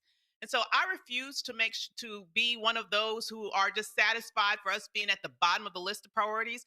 We need to be at the top of the list of priorities, and the Democratic Party needs to know they need to move swiftly in order to mitigate these damages, because if they do not, these are going to be damages that will be felt literally for generations. Thing here on Congo is that as a result, again, they control the executive branch. This is what they do. This is one of those issues that any Democrats who's talking about running for office in 2028, you better be talking about this here, because this goes right to the issue of Black wealth creation and sustaining what we already have.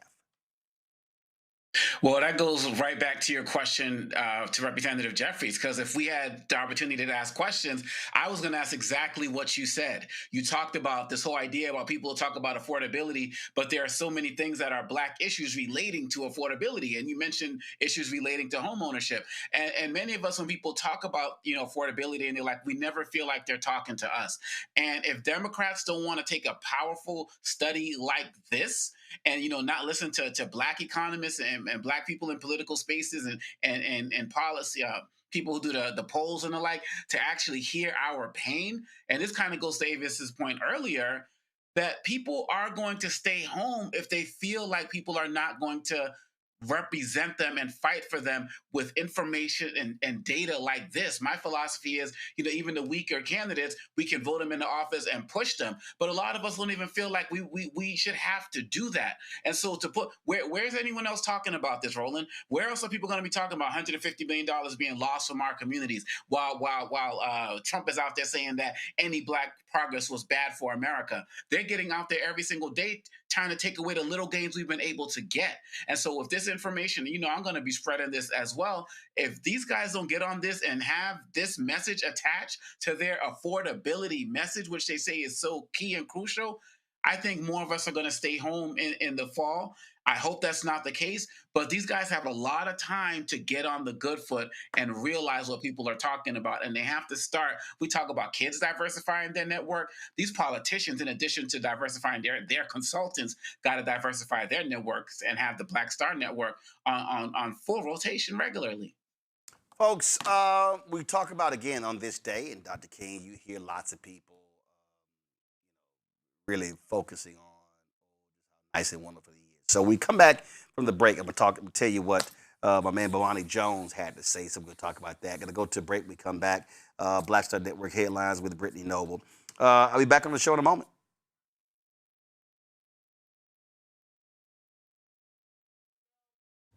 that evening. I was in Indianapolis, Indiana, campaigning with Robert Kennedy, working toward his nomination, the Democratic nomination for president. And when I heard that Dr. King had been shot, I didn't know his condition. When Robert Kennedy came to speak, he said, we have some sad news tonight, that Martin Luther King Jr. had been assassinated in Memphis, Tennessee. When the audience heard the message, I heard it at the same time, and I cried. When Dr. King was assassinated, I said, well, we still have Bobby. In less than 2.5 months, he was gone. And I think something died in America with the death of Dr. King and Bobby Kennedy.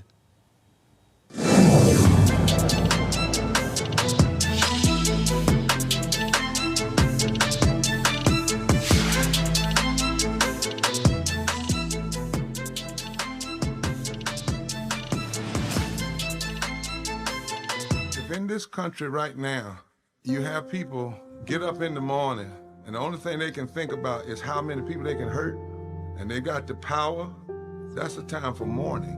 For better or worse, what makes America special, it's that legal system that's supposed to protect minorities from the tyranny of the majority. We are at a point of a moral emergency.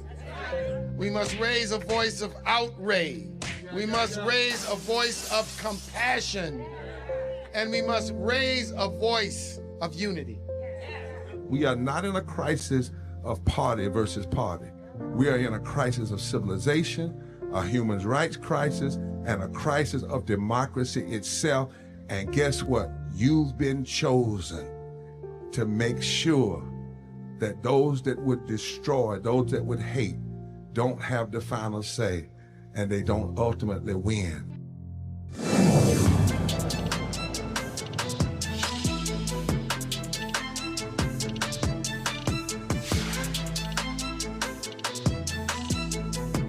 Martin Luther King was going across the country to galvanize people, to help them understand the right to vote, and registering blacks all across the country. He spent a real significant time in Cleveland. I mean, that was a major driving force between being in our home, and also there were several nightclubs that, you know, became the spot where people would gather.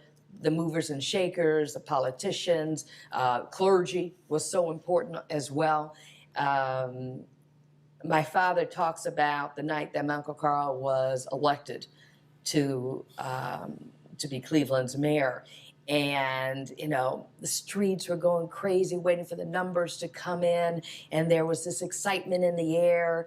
And the numbers are tallied. He wins the election. They were all upstairs in headquarters.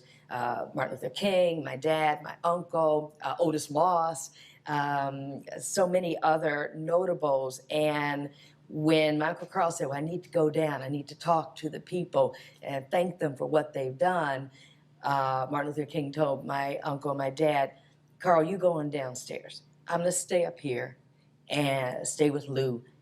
I don't want to take away anything from your moment. So my Uncle Carl went on downstairs, and I said to my father, I said, what did you all talk about? And he said, we just talked about how significant it was that we were being swept up in this moment, that it was a real time of change, and what was being done here in Cleveland what would reverberate across America. All right, folks, that's more reflection on Dr. King. Time for Black Star Network headlines with Brittany Noble. Here we go. Roland, an Ohio jury convicted an 83-year-old man of murder in the shooting of an Uber driver whom he wrongly thought was trying to rob him after phone calls deceived them both. In March of 2024, William J. Brock fatally shot 61-year-old Lolitha Toland Hall, thinking she was part of a scheme to obtain $12,000 in a supposed bond money for a relative. Well, the same scammer had also deceived Hall. She drove to Brock's Columbus home to pick up a package for delivery. Brock shot Hall 6 times during her arrival at his home. During the trial, Brock's attorney argued that the shooting was an act of self-defense, claiming that the scammer made threats against Brock and his family. Brock testified that he felt threatened when Hall arrived at his house. Brock was convicted of murder, felonious assaults, and kidnapping. Now he's scheduled to be sentenced later this week. New Jersey's Attorney General is suing a suburban police department for systematically targeting Black and non-white drivers. Data from the Clark Township shows that between 2015 and 2020, Black drivers were pulled over nearly 4 times more often than white drivers, despite making up a small portion of the population. The lawsuit also cites a whistleblower's recordings alleging that town officials used racial slurs and discussed policing strategies meant to keep Black people out of the community. The U.S. Department of Education delays a plan to garnish wages of those with defaulted student loans. The agency says this move is only temporary. Secretary of Education Nicholas Kent says the temporary pause will help the Trump administration make improvements to the broken student loan system so that it functions more efficiently and fairly. However, delinquent student loan borrowers could see wage garnishments next month. The Committee for Responsible Federal Budget accuses Trump of receiving and extending pandemic-era student loan pauses that it had vowed to end. Around 5 million borrowers have defaulted on student loan payments, which means they haven't paid their debts in about 9 months. Immigration and Customs Enforcement says a man has died while in federal custody. ICE identified the detainee as Victor Diaz, a 36-year-old undocumented immigrant from Nicaragua who died on January 14th at a detention facility in El Paso. Contract security staff say they found him unconscious and unresponsive in his room. An immigration judge ordered his removal last August, and ICE processed a final order of removal just 2 days before his death. The agency says he died of a presumed suicide, though the official cause of death remains under investigation. This marks the 5th death of an undocumented migrant in ICE custody in the first 3 weeks of 2026. Trailblazing mathematician Dr. Gladys West, whose groundbreaking work helped make the modern GPS possible, has died at 95. Raised in segregated rural Virginia, West rose to become a key scientist at the Naval Surface Warfare Center, which is where her precise calculations help build the GPS systems that we use every day. While her contributions went unrecognized for decades, she is now celebrated as a hidden figure whose work transformed global travel, emergency response, and everyday technology.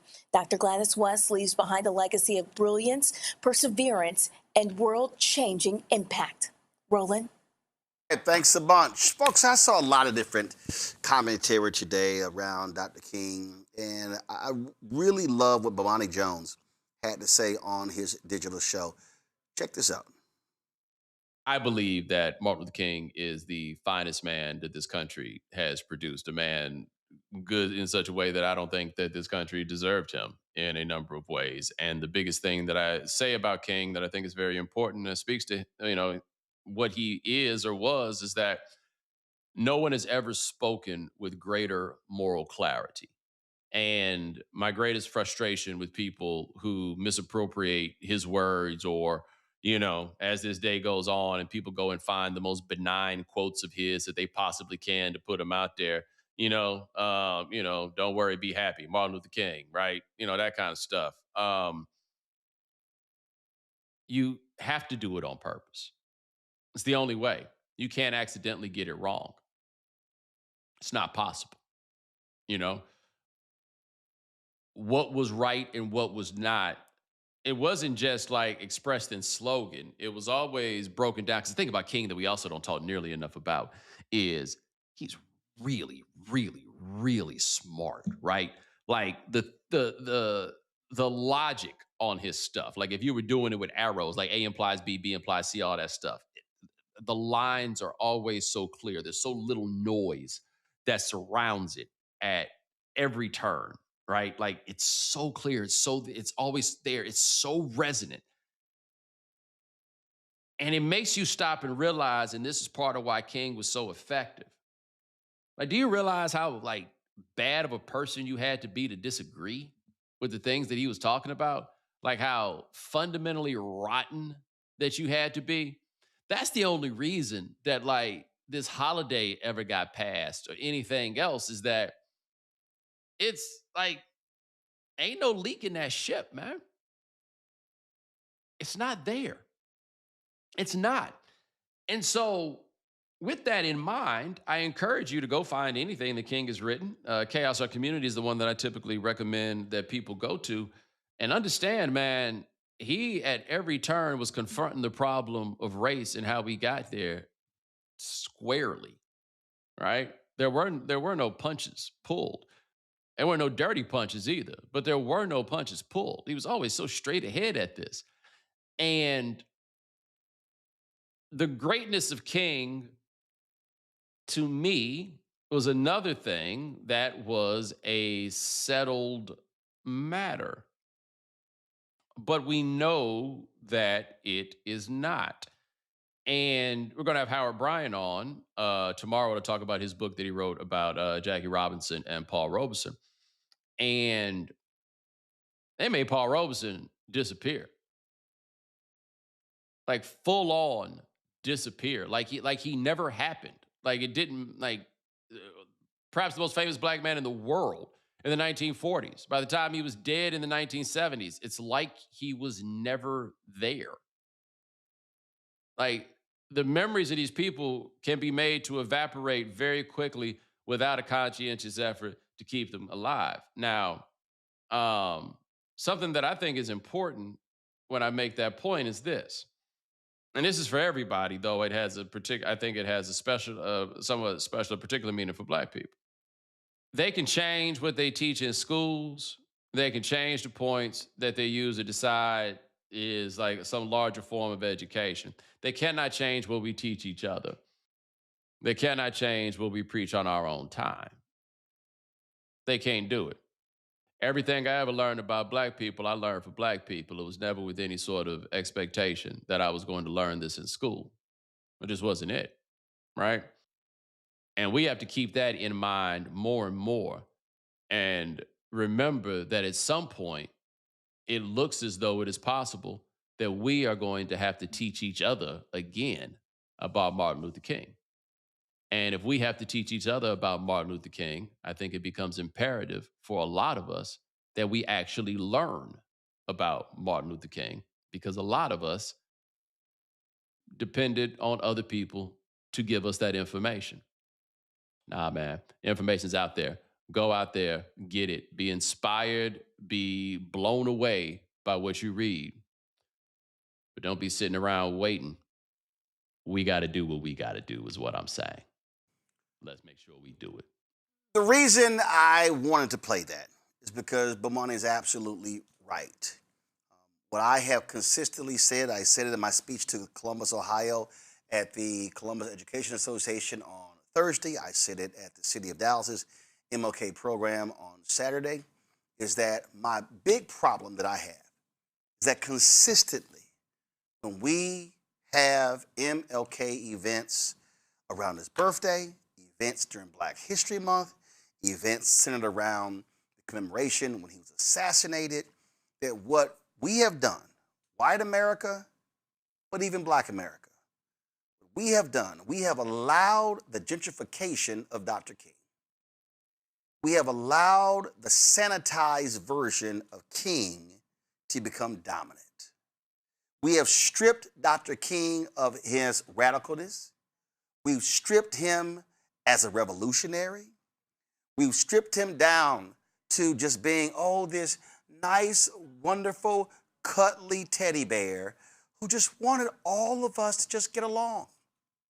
The NFL announced that they're going to put in the end zones of the AFC and NFC championship game in the Super Bowl to commemorate Dr. King. They're going to choose love in one end zone, and it takes all of us in the other. We talk about I Have a Dream. I saw this post from former Commanders quarterback, of course, played at Baylor, won the Heisman Trophy, RG3.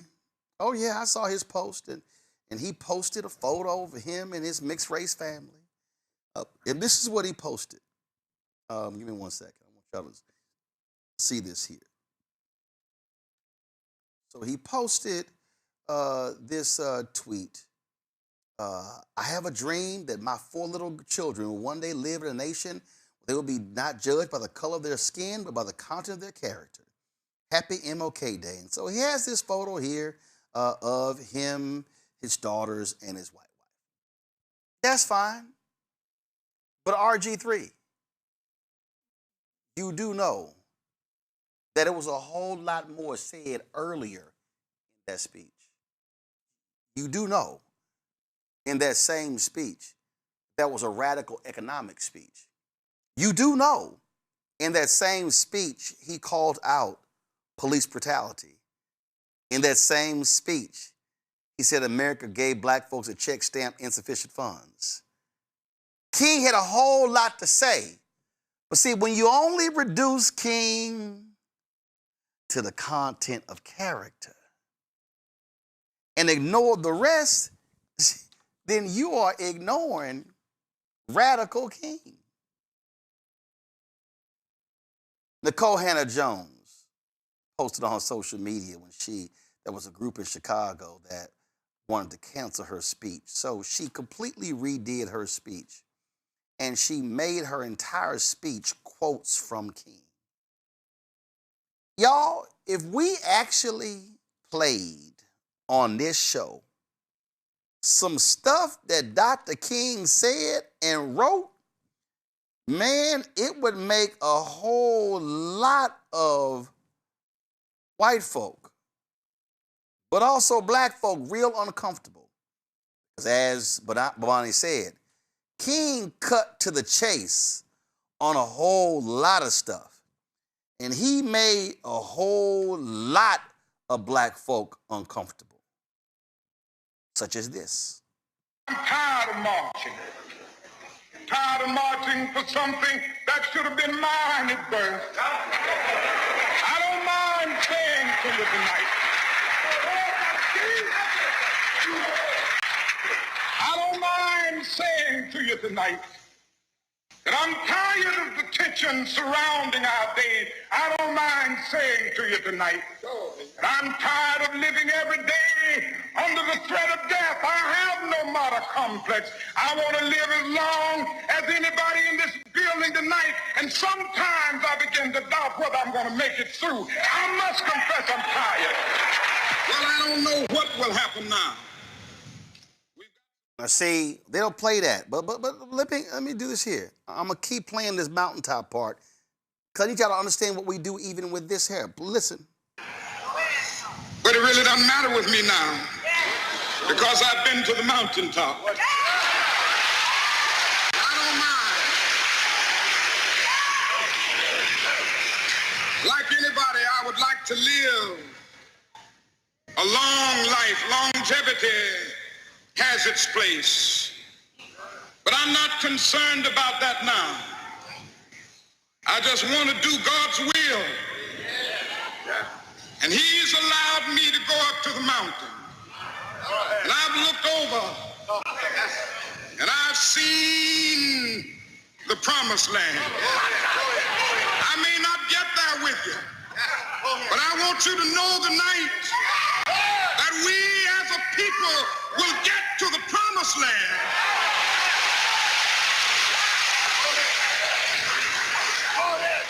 So I'm happy tonight. I'm not worried about anything. I'm not fearing any man. Mine eyes have seen the glory of the coming of the Lord. See, we love to play that part of his speech. That's the bottom 2 minutes. But how many times have you heard people play the other 41 minutes? How many times have you heard him talk about we're going to have economic withdrawal?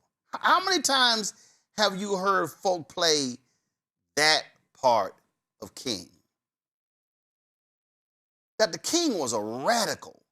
1959, A. Philip Randolph, president of the NAACP, actually called MLK a radical. King scared America. Do you understand that 33% of America approved the king in his last year? See, this is what folk don't want to confront. They don't want to confront that king. Because, see, when that king speaks about being a militant, oh my God, they get scared because, see, you can't be a black militant. If you're a white militant, they call you a patriot. They call you a founding father. Not when you're a black militant. This is King speaking on that very issue of militancy. Well, I hope I'm militant. I think it is possible to be militantly nonviolent.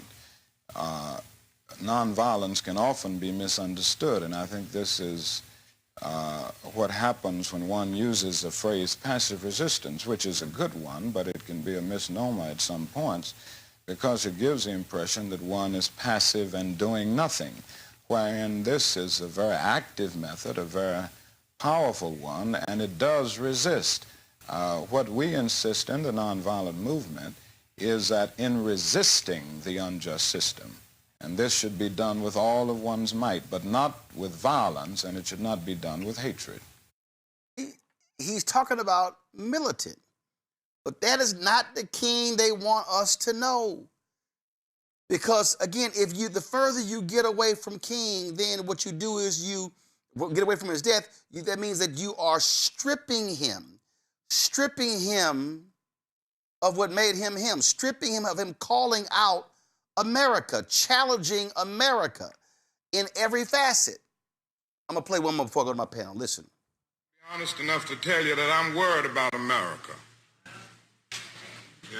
I'm worried about our nation because it's sick with racism still. Just think about the fact that we live in a nation which was founded on the principle that all men are created equal. And yet men are still arguing over whether the color of a man's skin determines the content of his character. And I believe that the Lord told me to say to the United States of America that is sick with militarism and is sick with excessive materialism. Have you ever thought about it? There are between 38 and 50 million people in the United States of America who are poverty-stricken, making income less than the poverty level. And yet, this is the richest nation in the history of the world. Our national gross product this year will go beyond $800 billion. And yet there are between 38 and 50 million people who are poverty-stricken. Now, there's something wrong.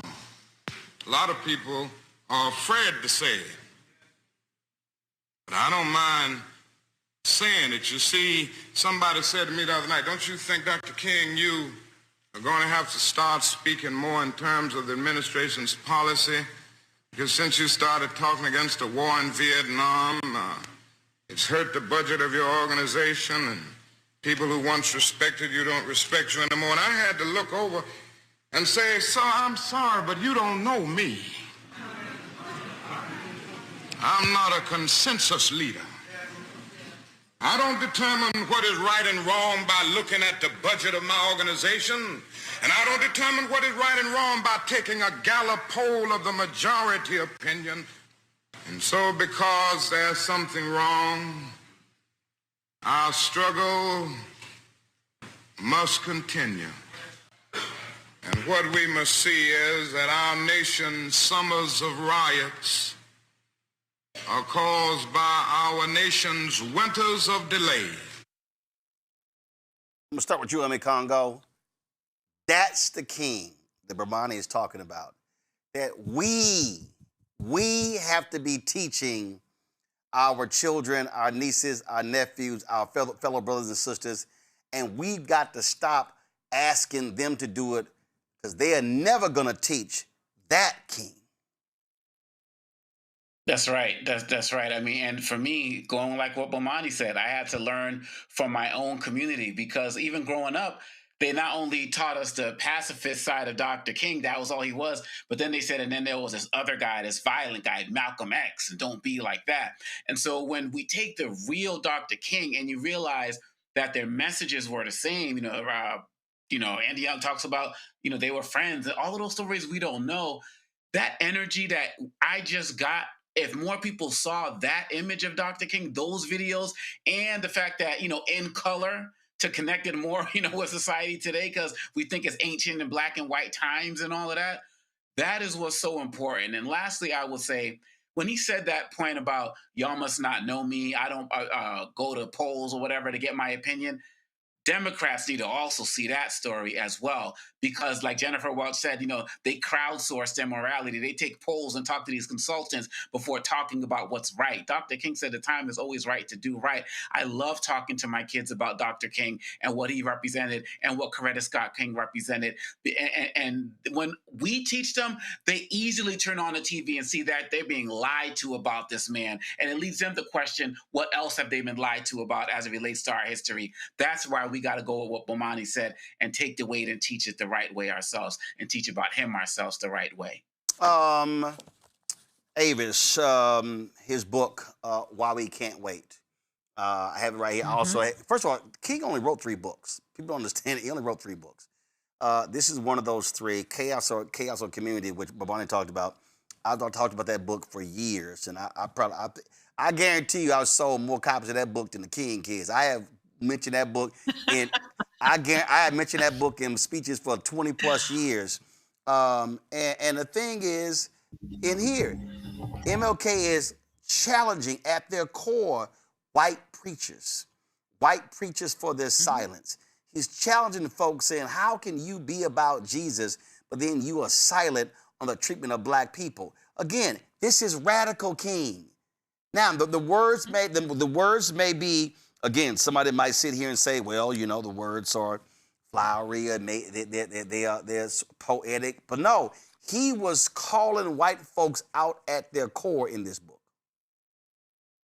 He certainly was, and specifically white, quote unquote, progressives. Here is the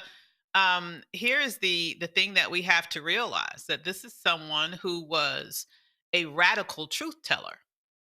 He was someone of extraordinary levels of courage and bravery.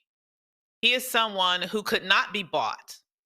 He is someone who could not be intimidated. Don't think that our own FBI didn't try every which way. Everything. To undermine him, right?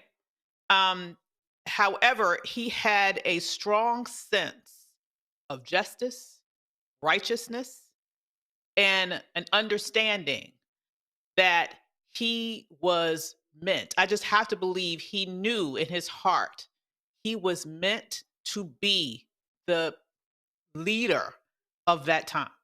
And when I think of his work, I think of the timelessness of it. So, I have an email that I send out to my folk on a regular basis. And today, when I wrote about King, I included a quote of his that I feel like is especially relevant for this moment. And that quote is, "We must see now that the evils of racism, economic exploitation, and militarism are all tied together. And you cannot get rid of one without getting rid of the other." That's from Where Do We Go From Here, 1967. That could have been said yesterday. Indeed. This is timeless wisdom, timeless courage, timeless leadership, and it's our responsibility to continue that legacy through the acts that we do each and every day. Indeed. I love this one here because for folk who somehow think that Black is Beautiful was only James Brown, was only Stokely Carmichael, was only the Black Panthers, was only Aretha Franklin and others. No, again, this is the King. You ain't gonna hear MSNBC, CNN, Fox News, ABC, NBC, CBS, News Nation, or any of these folk, Newsmax, OWN, One American News. They ain't gonna play this. We don't have anything to be ashamed of. Somebody told a lie one day. They couched it in language. They made everything black, ugly, and evil. Look in your dictionary and see the synonyms of the word black. It's always something degrading and low and sinister. Look at the word white. It's always something pure, high, and clean.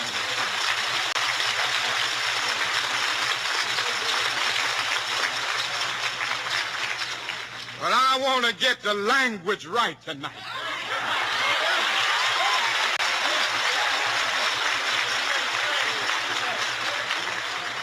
I want to get the language so right that everybody here will cry out, yes, I'm black, I'm proud of it, I'm black and beautiful. Cameron, that ain't AI. Let me, before I go to you, I do want to read this. This is from Why We Can't Wait.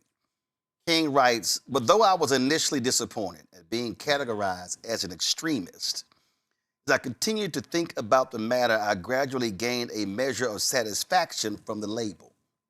Was not Jesus an extremist for love? Love your enemies, bless them that curse you, do good to them that hate you, and pray for them which despitefully use you and persecute you?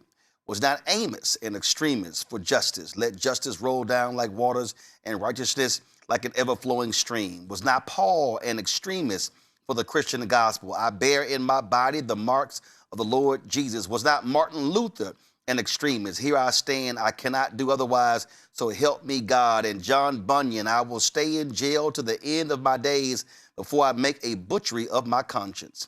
And Abraham Lincoln, this nation cannot survive half slave and half free. And Thomas Jefferson, we hold these truths to be self-evident that all men are created equal. So the question is not whether we will be extremists, but what kind of extremists we will be. Will we be extremists for hate or for love? Will we be extremists for the preservation of injustice or for the extension of justice? In that dramatic scene on Calvary's Hill, 3 men were crucified. We must never forget that all 3 were crucified for the same crime, the crime of extremism. To dramatic scene on Calvary's Hill, 3 men were crucified. We must never forget that all 3 were crucified for the same crime, the crime of extremism. 2 were extremists for immorality and thus fell below their environment. The other, Jesus Christ, was an extremist for love, truth, and goodness, and thereby rose above his environment. Perhaps the South, the nation, and the world are in dire need of creative extremists. I wish we had a few more extremists who took on some of those, like I said, extremists for love, extremists for justice. As we were thinking about quotes, and especially in this, and we had so many different politicians on who like to pull like some of the highlights and quotes from Dr. King. But there's something Dr. King was working on, the Poor People's Campaign, and he was organizing around trying to end poverty, as you mentioned, as you showed in some of your quotes there. And I think one that really strikes me, and that when I think about how we win back the House, or how politicians really need to focus on, is on poverty. Where do we go from here? He said, I'm now convinced that the simplest approach will prove to be the most effective. The solution to poverty is to abolish it directly by a now widely discussed measure, the guaranteed income. And when I think about some of the biggest political movements, definitely on the progressive side or on the Democratic side, the Bernie Sanders of the world, getting universal basic income, something to end poverty, because everything is showing us prices are going up. We're more and more people, black folks, everybody is being united by something that things are costing too much, affordability. However you package that, and the fact that that was something that was so poignant and so focused of King, even right up until his death, is something that I think we need to draw back on and really understand how he was able to speak about that and how he was able to focus on that. If we really think we're going to take back and kind of lift not just black folks up, but lift all of us up. Well, do understand, folks, one of the reasons why we did this show today the way we did it is because we know you are not going to get this much blackness, even on this day, on all those other networks combined. Matter of fact, I used to hate going on CNN on this day.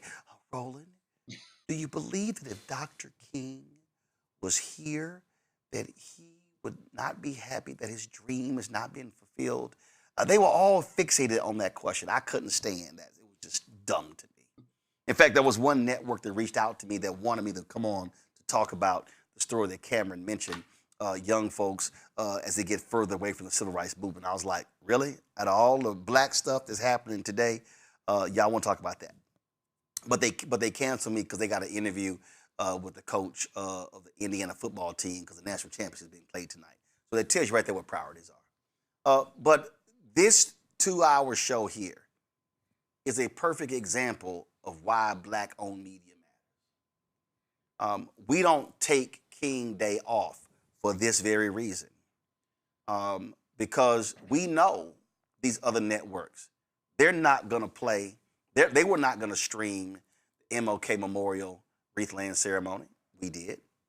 They weren't going to stream all of the Ebenezer Baptist Church event. We did. They were not going to pull the interviews that we have of these civil rights luminaries that we actually have in our archives.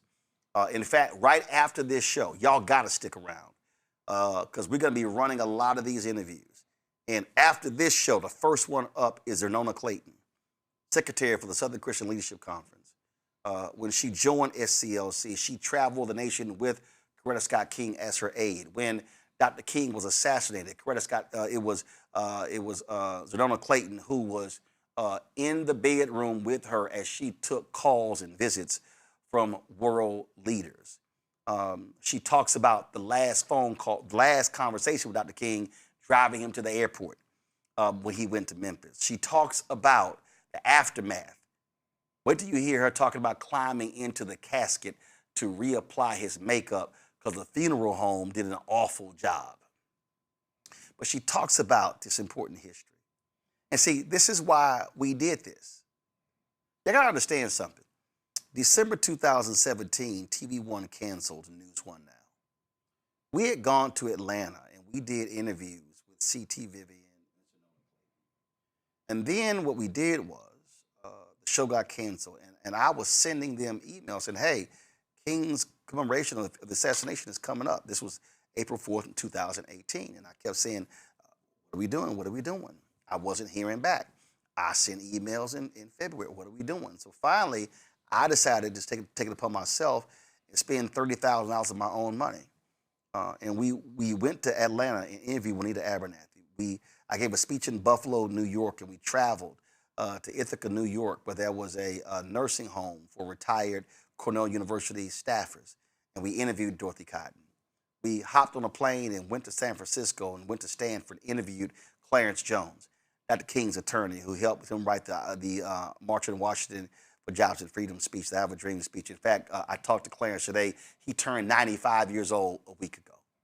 We talked to Claiborne Carson, who led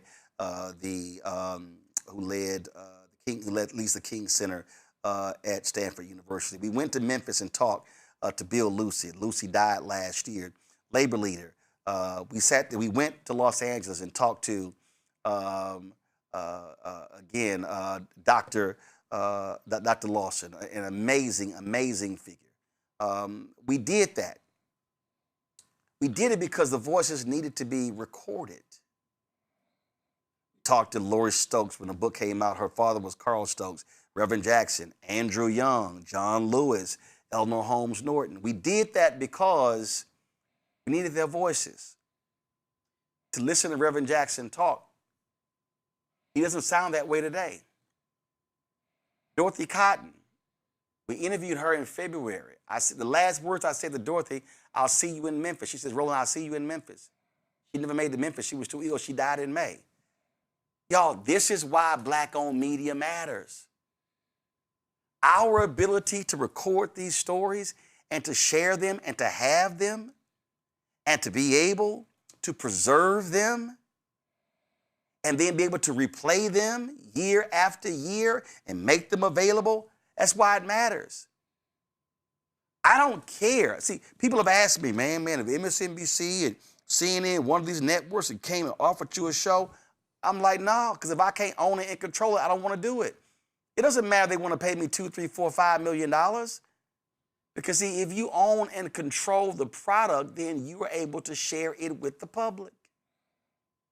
So you need to understand that we don't just do these shows the way we are just because.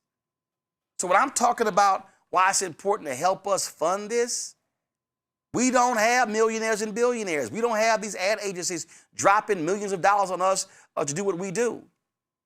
And I have said for a long time, Black America will rule the day. And we don't have Black-owned media. I was told the other day, Essence laid off 28 people last week. 28 last week. I've said it, Ebony, pretty much an Instagram page. They hired Cora Murray to try to generate more content, but y'all need to understand something.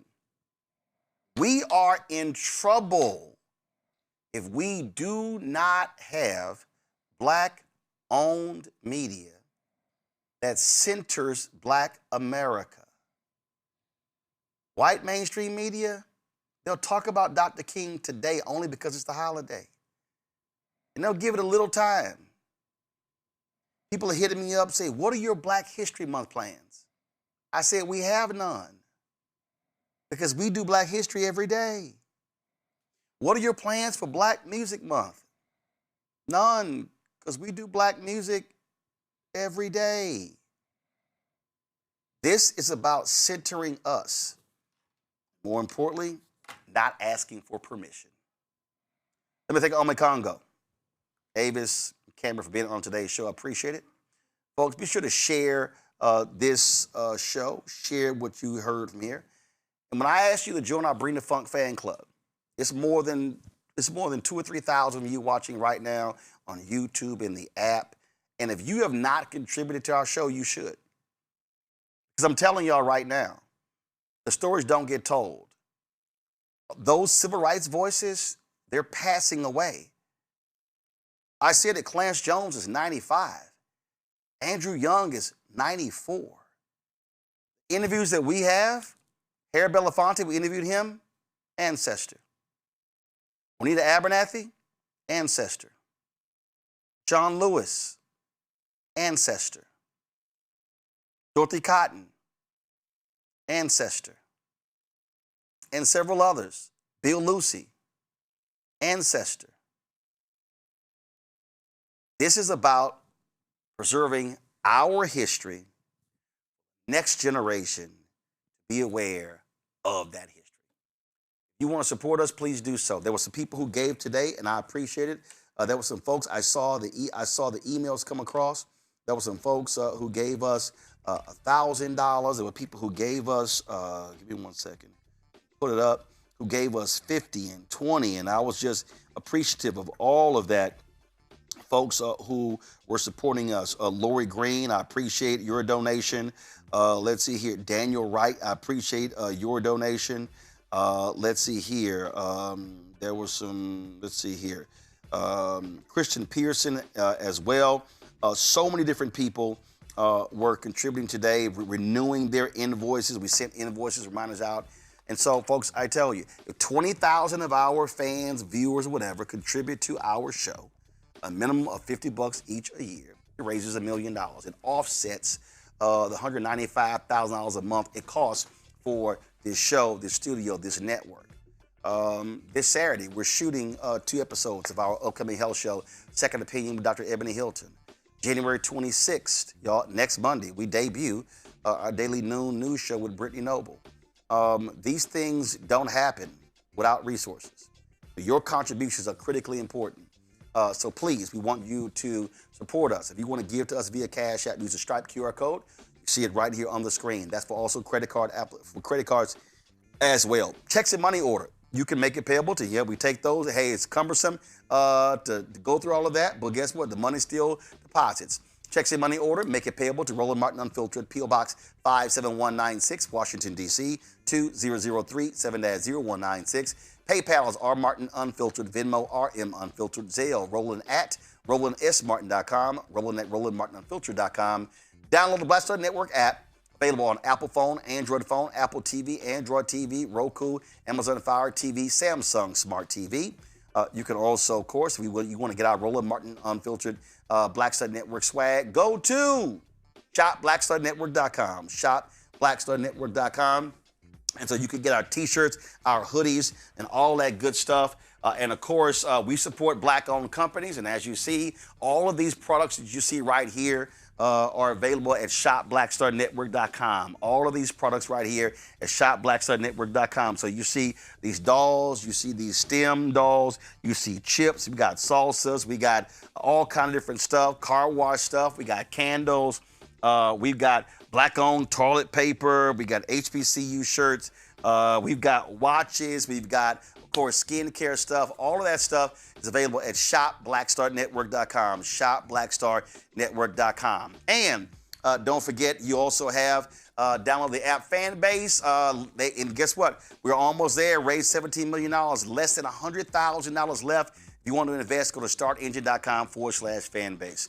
All right, folks, when I was looking for an MLK shirt, I realized I didn't really have a lot, but this was when I gave the keynote address in San Antonio.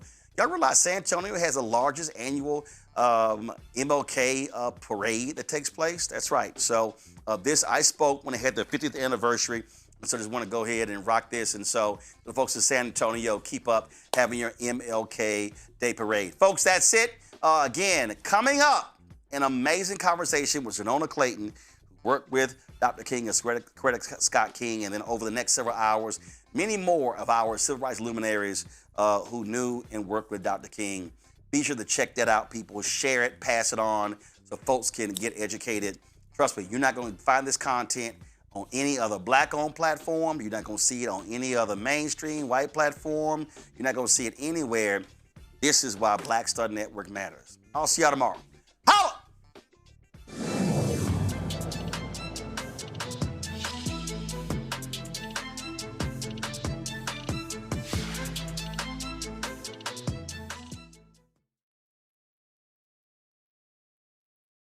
How to spend some money.